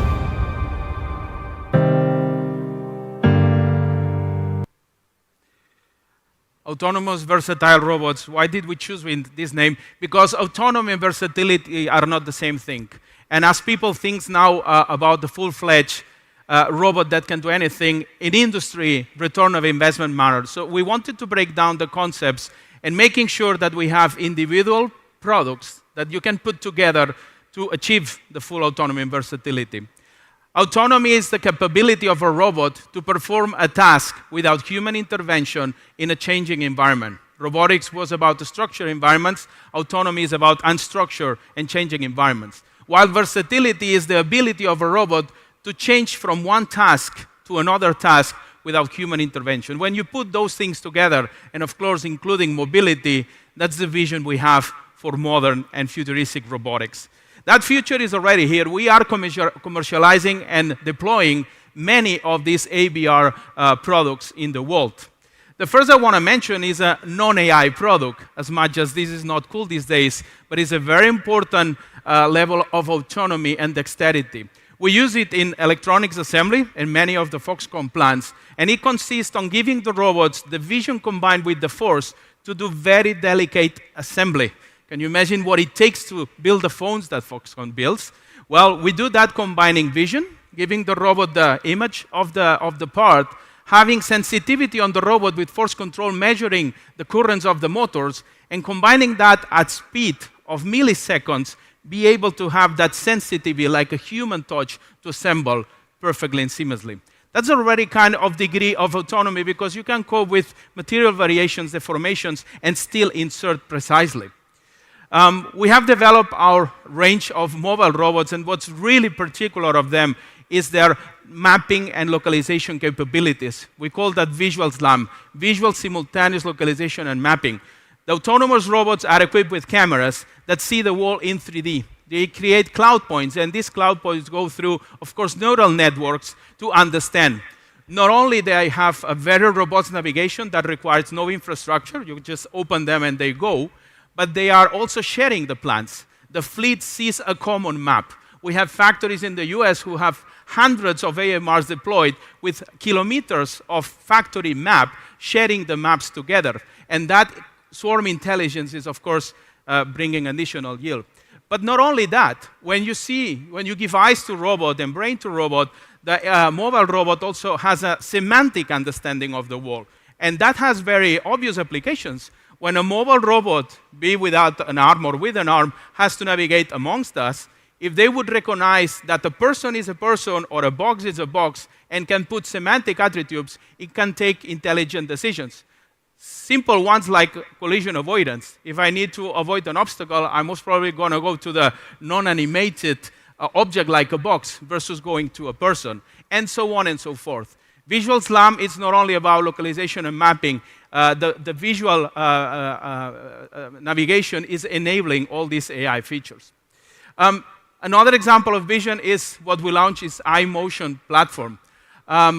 Robots need to have eyes. Vision is a default capability of robots, but we know what we dream of and we know what reality was. Integrating vision in robots was still today tedious task of calibration, program coding, and so on. This has to stop if we want to go fully autonomous. With the OmniCore iMotion, we have integrated in our RobotWare and Robot Studio platforms two things that need to go hand in hand. Seeing the part, vision, plus creating a collision-free path planning. That's very important because just seeing the object out of the clutter is not enough. You need to have automatically the robot creating a path to get there. And that's what OmniCore iMotion does. You've got robots moving, you've got robots seeing and creating autonomous, avoiding collisions. And of course, with the advent of generative AI, suddenly everything explodes. All this that is amazing just can be maximized. The first thing we are using, and you might have seen on the media, is to enable large language models to be used to talk to the robots. By talking to the robots, we lower the barriers of skills that are need to train and deploy robots because the language will be turned into programming code. And this is already something that is possible and that we are going to launch next year.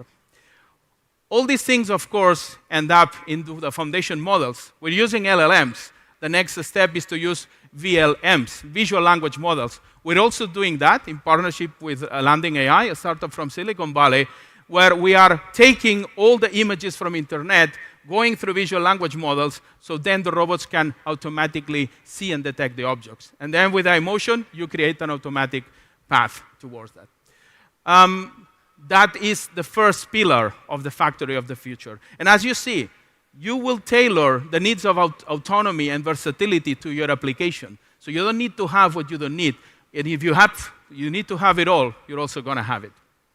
The other pillar of the next step of the factory of the future is evolving what has been a fantastic robot simulation tool, our tool Robot Studio, to become even more value creative. And how we do that? By adding hyperrealism and physics into the robotic simulation.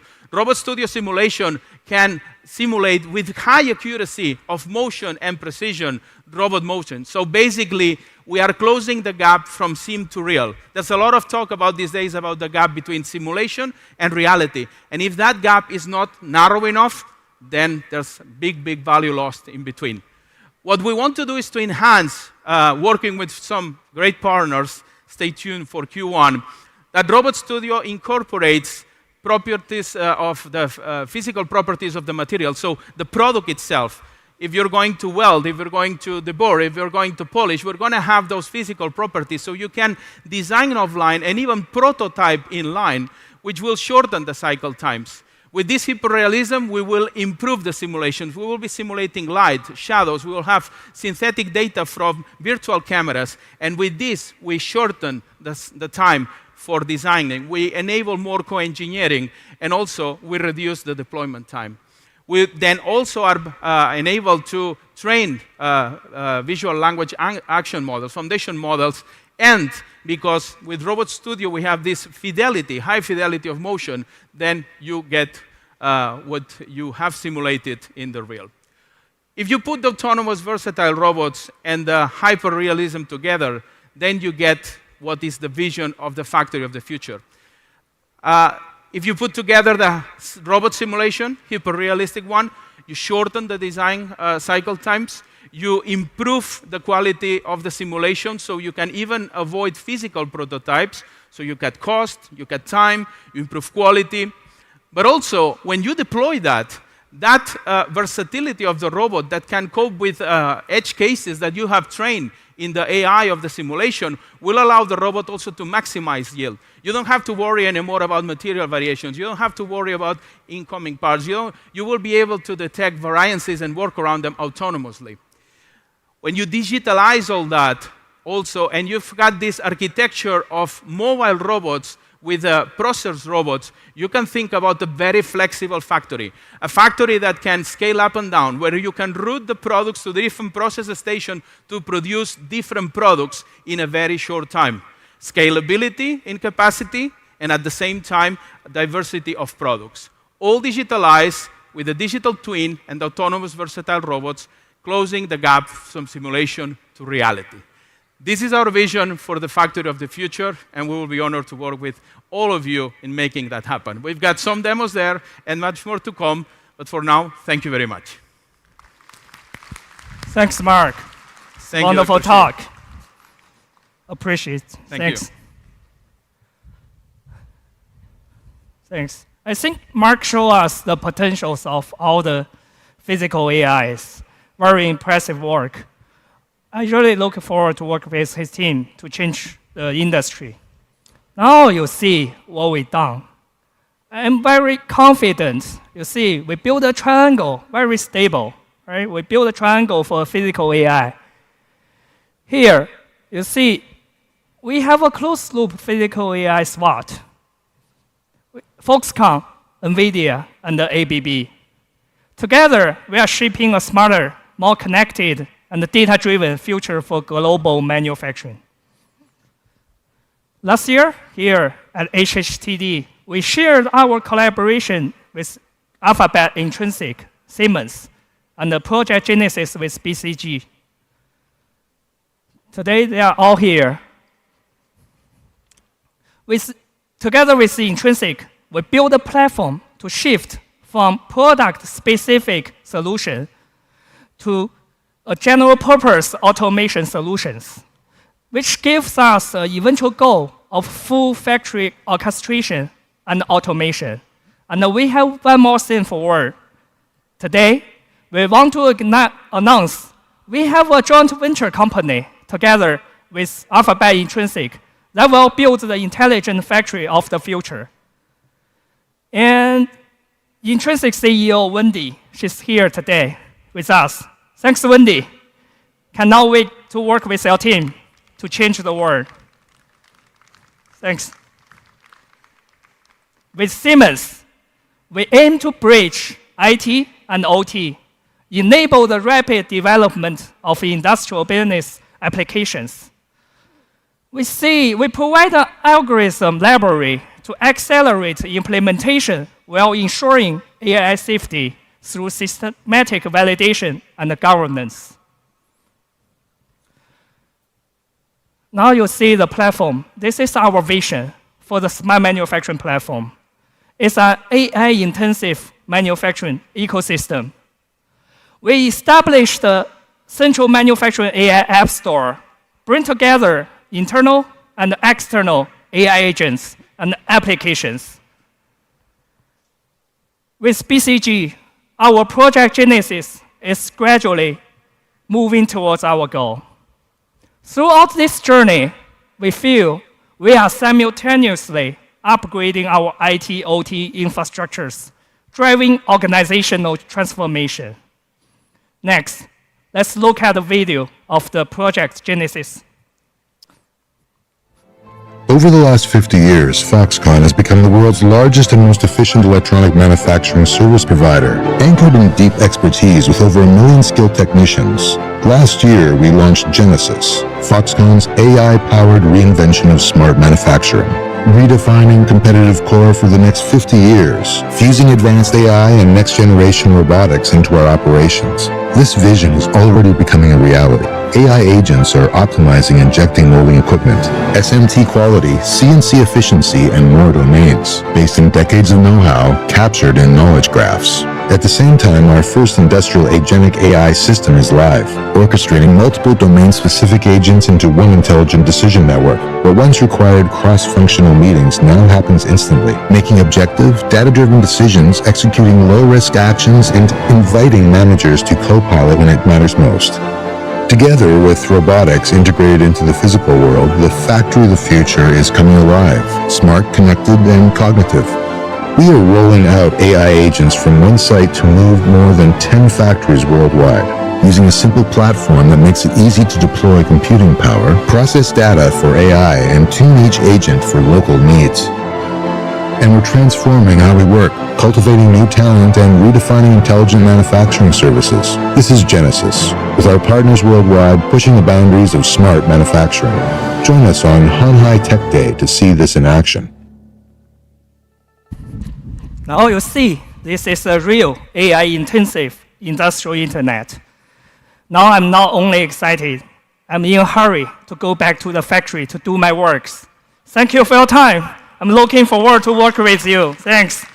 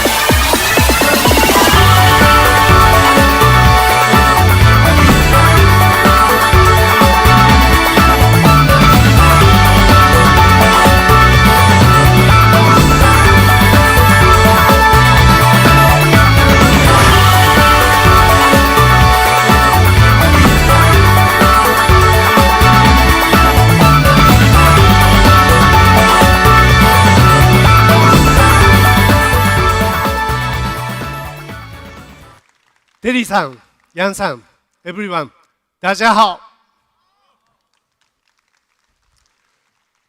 Last year, Andy, chairman of Foxconn, introduced two reference designs of CDMS, Model D and Model U. Those cars sitting on front entrance. And this year, Model A for affordables, taxi versions, logistic version, and personal use. How do you think? Thank you. Model A is a B-segment MPV, multi-purpose vehicle, one of the most selling category in Japan, Southeast Asia, and India. We electrify this car with 42 kilowatt battery and 135 kilowatt motor. Let me explain more about unique sales point of this car. I am very heavy user of Uber in Taiwan. Rating 5, by the way. And ordering Uber by app, if I find Model C and 7 is matched, I'm so glad because it's very spacious. Particularly when we are 3 or 4 people, all other cars are too tight. Model C is okay. Perhaps many of you have been to Japan. Then at the stations or airport, you have to make a line to get the taxis. In Japan, there are still many poor sedan taxis. Tight, difficult to get in, get out, and not enough space for luggage. But when I luckily get the Japan taxis, yeah, because it's a spacey, easy to get in, get out, and same charge. Probably you have same experience in Taiwan or Japan or both. With those experience, we prioritize spacious is our #1 priorities.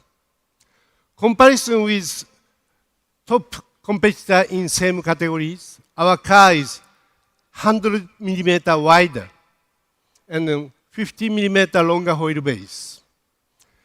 That create this outstanding spaciousness. Look at this. Floor is completely flat and 2-class upper space. Please, let me inspire you a little more. What brings a spaciousness? Look at the left. You can come in the car with very large baggage.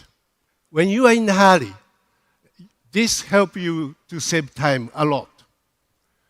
Look at the right one. Mother can bring baby push cart without foldings. Imagine, it's raining. It's disaster for mommy. Mommy must put in a baby in the car, folding push cart, put in the luggage, and she have to do it again when she gets off. Pity mommy, very wet. But our car allow mommy to avoid all of those. MPV need to be spacey and convenient, but we are offering more space and more convenience with very affordable price. This spacious is consistent with Foxconn's lineups as Foxconn EV DNA. That's our unique sales point #1. #2, it's design. MPV need to be, MPV is a category chosen by usability, how easy, how convenient to use, but design is still very important for long lastings.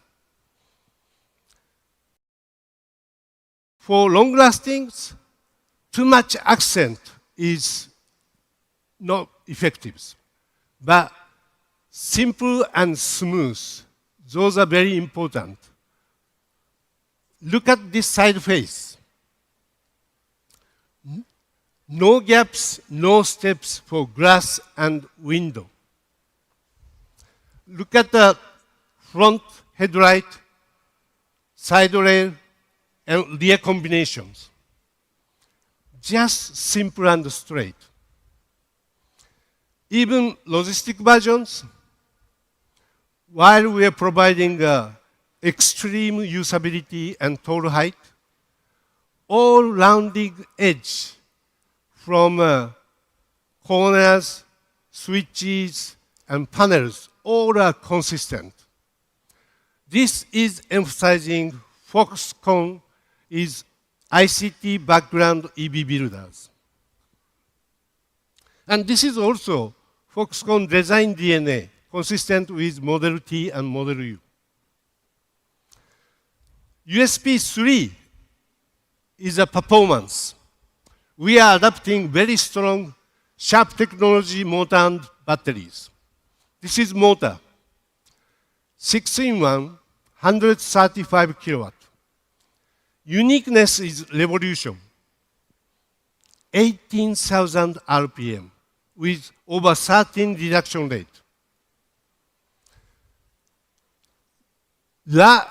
Usually it's 12,011. High revolution with large reduction rate create a big torque. So we successfully made motor very compact. Weight is only 60 kilograms. Usually 135 6-in-1 is 80 to 85 kilograms. This compactness also contributes not only for lightweight, weight reduction, but also turning radius. As explained, our body is bigger. That creates space, yes. But some people don't like it because big body spoiled agilities. But our case, it is not. Thanks for super compact motors, our turning radius stay only 4.9 meters. Competitor 5 to 5.4 meter with much less width and wheelbase. On top, this creates an extra crushing space in a bonnet that contributes NCAP to be 5-star. This is battery, 42 kilowatt LFP. This is very thin. So step height stay 400 millimeter and less. But most selling point is charging time. 20 minutes with 400 volt. 20 minutes, 800 volt is not difficult, but expensive. Maintaining affordability with 400 volt, we successfully compressed charging time to 20 minutes or less. Usually this is 28 to 30 minutes. Last unique sales point is advanced E architectures. In order to make cars smarter, software will only increase. It's reaching 500 million lines. 500 million lines, 5 億 lines in a car. SDV requires those huge software to be updatable and upgradable. Key to execute this is how to integrate controller. We are latecomer for old world, but sometimes latecomer has advantage. Luckily, we have no legacy from old-fashioned EEA, while most of OEM does. This is our zonal control. Successfully integrated, we have only 28 ECUs, including some small one in the sensor.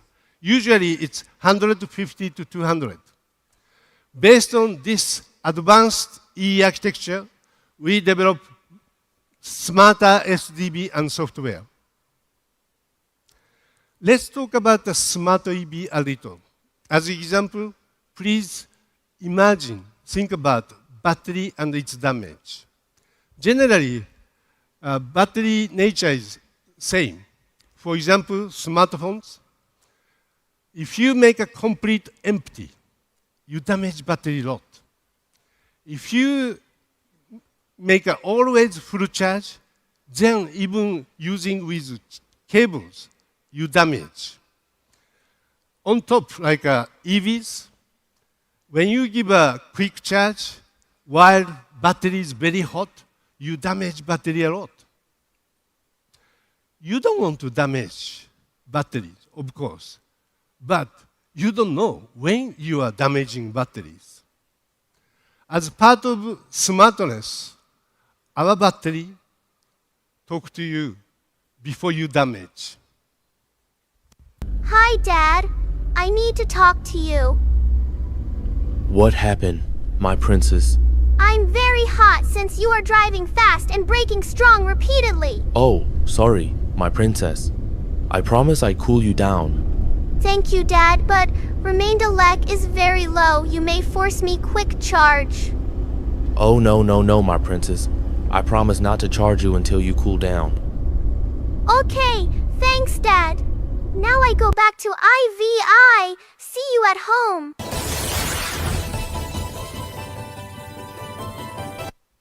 Of course, this baby girl is avatar of battery. You can select either sexy ladies or suspense voice like, hey, you are damaging me, something like that. But, battery damage is money because that spoil your car's resale values. Our car talk to you before you lose money. That's smart battery management system we are developing. Besides this, we have a smart thermal control, smartphone ecosystems, and many. We don't install unnecessary connectivity or SDB unless you feel it's convenient. Everything are only for user benefit. We are going to communicate these smart technology to outside through MIH after obtaining visibility of our patent. We take patent not to dominate this technology, but prevent someone to dominate technologies. We believe these smart technology need to be opened, accelerate EV sales globally. So that's our Model A, reference design for CDMS customer, spacious, simple design for long lastings, and high performance, and advanced EA with smart software. We have been receiving many requests from our potential CDMS customer to use these for taxis, logistics, and personal use. We would like to hear from you today and tomorrow. Please give us your voice, advice, request to make this car better. 谢谢大家. Thank you, thank you, thank you. I have one more good news today. Last year, we invited ZF Foxconn chassis module as our new family. Egdolf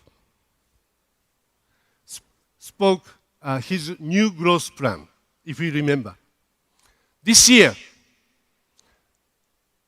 we invite MFTBC, Mitsubishi Fuso Bus and Truck Company, as our new business partner. We released an announcement in August that we agreed MOU to work together for EV bus in Japan, and it's moving as expected. Today, representing MFTBC, Koura-san is on stage. Koura-san, come on stage. Fuso 是日本最大的做货车，也做 bus. Welcome. See you again. Thank you very much. Koura-san is the head of bus business of MFTBC and my important business partner. Koura-san, can you brief about your company and your vision of EV bus? Stage is yours. Thank you, Seki-san. Of course, it's my pleasure to talk about my companies. Yeah. Hello, everyone. Hello, ladies and gentlemen. My name is Katsuto Koura. Today we look and hear about many collaborations, partnership of Honhai Group. Just on the stage, another collaboration is coming because my name is Koura. Everybody can understand. This is exactly same pronunciation of Coca-Cola.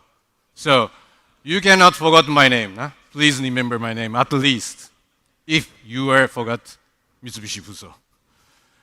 But, okay, first of all, Chairman, Seki-san, and the friends of all of the Honhai Group members, congratulations for today's Honhai Tech Day 2025. I also very much proud and also happy to take this opportunity to talk about my company, Mitsubishi Fuso Truck and Bus, and also our challenges. But I understand many guys, what is a Mitsubishi Fuso? Worry about. Who are you? Huh?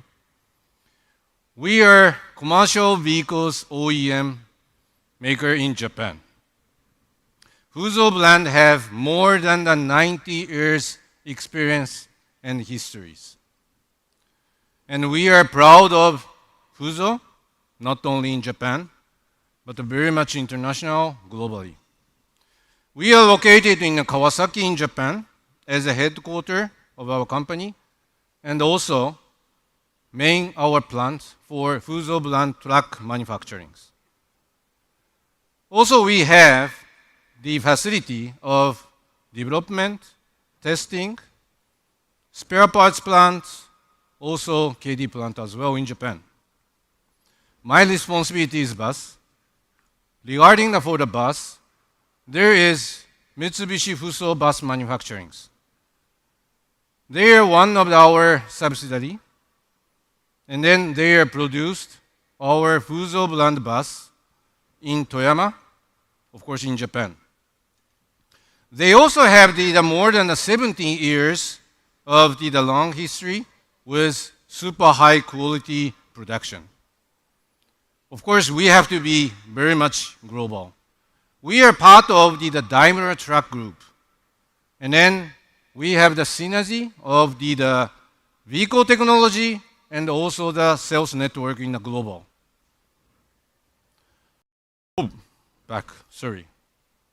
This is our sales network.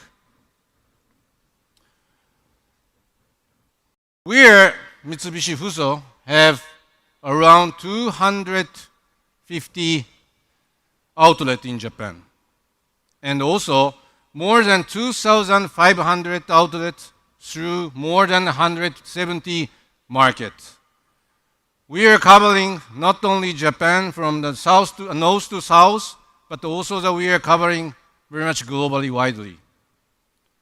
This is our strength, really. We have strong sales network.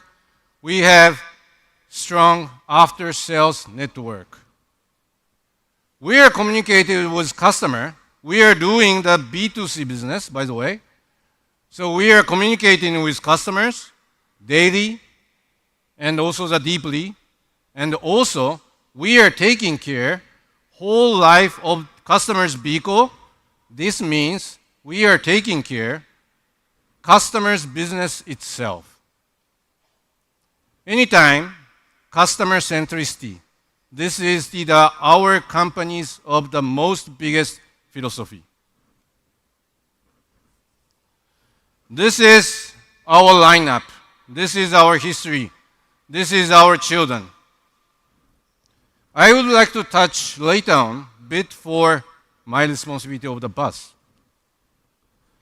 But before going to that, I have to bit short introduce our history and also the innovation.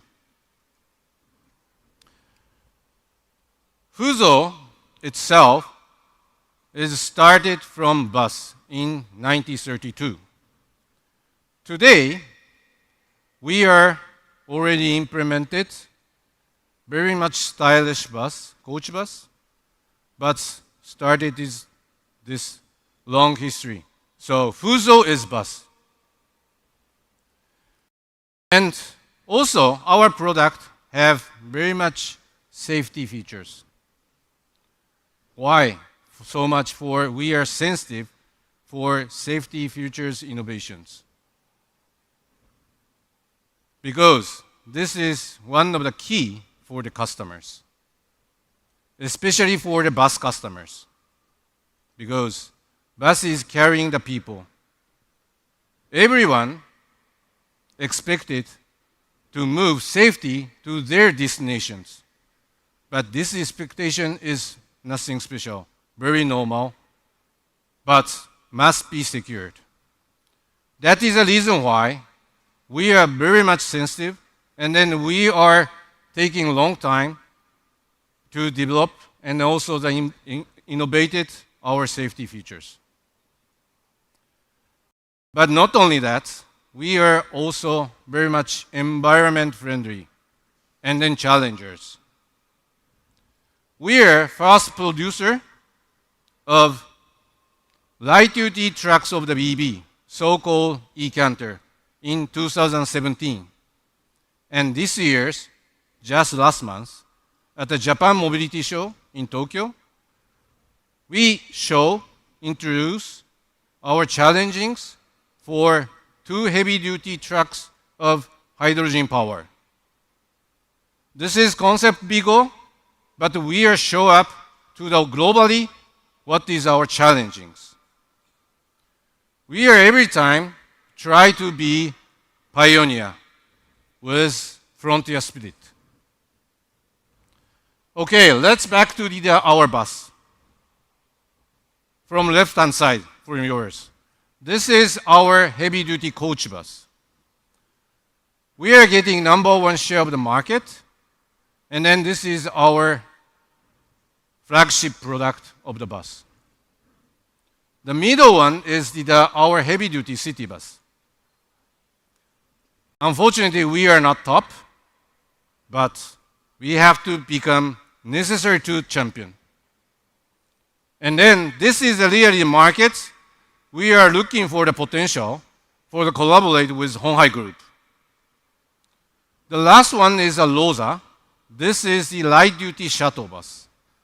Today, we also the #1 the markets, but also we are looking for the potential for the collaborate with Honghai Group as well. So, I would like to touch a little bit numbers. This is our achievement. We are very much in the growth, especially after the COVID-19. We are tremendously increasing our volumes and the share of the market. This is, of course, all of Mitsubishi Fuso's team's members' effort. This is our achievement. But it's not enough. If we are looking for environment, the expectation about the carbon neutral is the growth, the both in Japan and worldwide. And bus, if I'm talking about the bus business, I cannot talk not only the numbers, because we are very much supporting the society. And it is necessary to get acceptance and also the trust from the society as a brand. But on the other hand, we are doing the business. That is also true. So we have to be more strong. We are still very much hungry. That is the reason why we are very much looking forward to do collaboration with Honghai Group.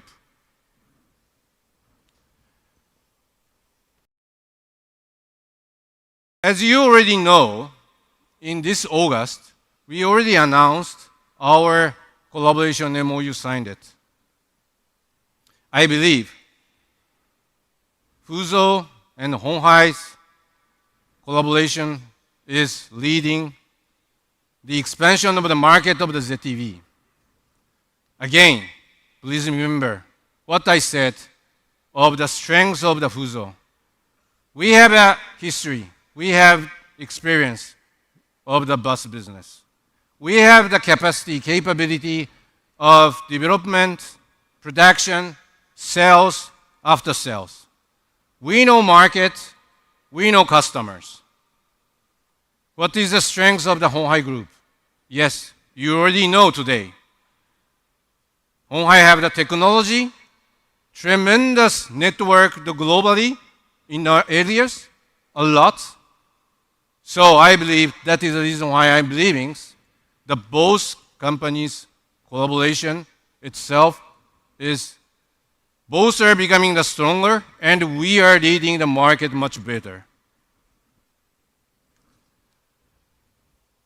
So these two models you already know very well. We are trying to collaborate for this model and then expand the market. That is our mission, and then this is our exciting. At the end, I would like to say cheers, kanpai for both companies' succession for the futures. Thank you very much for your attention, and 谢谢、どうもありがとうございました。Thank you. Thank you, Kono-san. Not so much word necessary. We just need execution. In near future, you see Model T, Model U in Japan. We do. Thank you very much.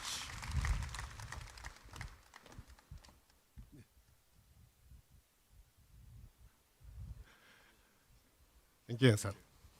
Wow. What a nice car. How do you like it? How do you like these three cars? After we develop our own Model C and Model B,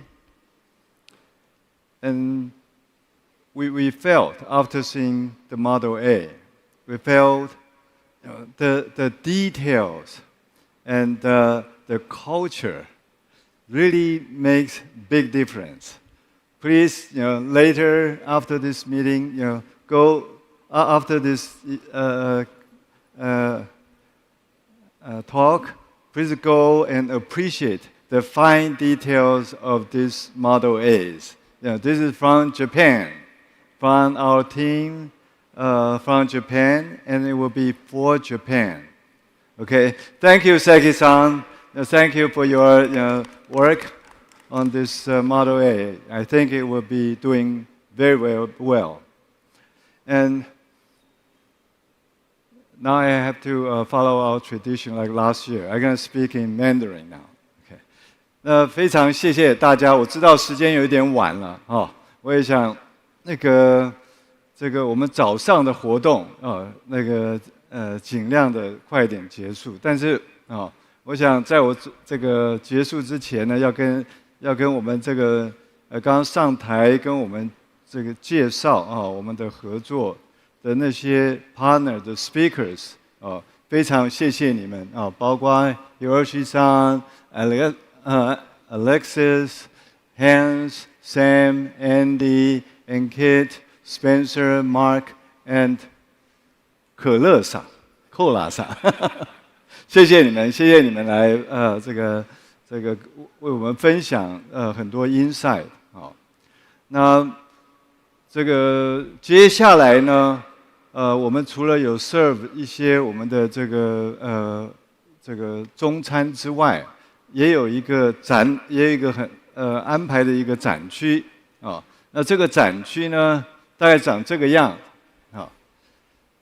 我们现在在这个座位区，VVIP 或者 VIP 的座位区，待会呢，在我们的这一边会有这个几大展区，这里面包括展出我们在加工还有制造的 technology， 还有我们在 vertical integration 的 technology， 另外还有就是我们在未来科技上的一些展演希望大家能够好好的去这个品尝一下看看我们鸿海的科技它的深度还有它的广度好，最后谢谢大家。那我们第6届的 HHTD 这演讲就到这里结束。那欢迎大家明年我们此时再续好，谢谢大家。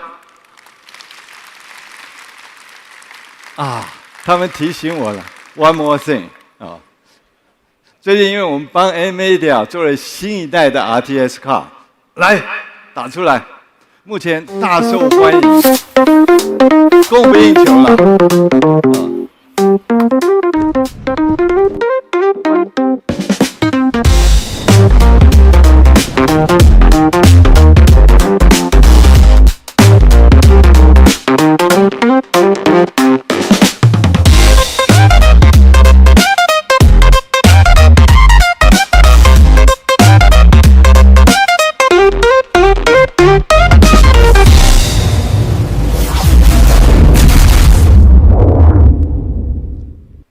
好，这个 RTX 的显卡，我们 Jensen 亲自签名，我们亲自带了这个显卡到美国，请他签名的这张显卡，就是我们明天的最大的一个奖。欢迎你们，欢迎你们的朋友来参加。如果这个运气好的话，你可以得到这个大奖，好不好啊？好，谢谢大家，谢谢。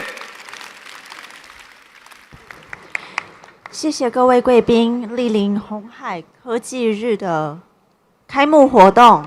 接下来，我们的主题展区即将开放，带您探索鸿海的现在与未来。也欢迎您到访我们的试乘体验区，亲身感受 Model B 与 Model C 的魅力。而我们的胖卡餐车区也已全面开放，欢迎贵宾自由取用。同时，也欢迎持橘色证件 VVIP 嘉宾入场。鸿海与华航联手打造的 VIP Lounge， 下午我们安排了多场精彩的分论坛，诚挚邀请各位参与。最后，欢迎大家使用 HHTD App 填写开幕活动满意度问卷，完成后即可领取今年的活动伴手礼哦。谢谢大家的参与，祝福大家度过美好的一天。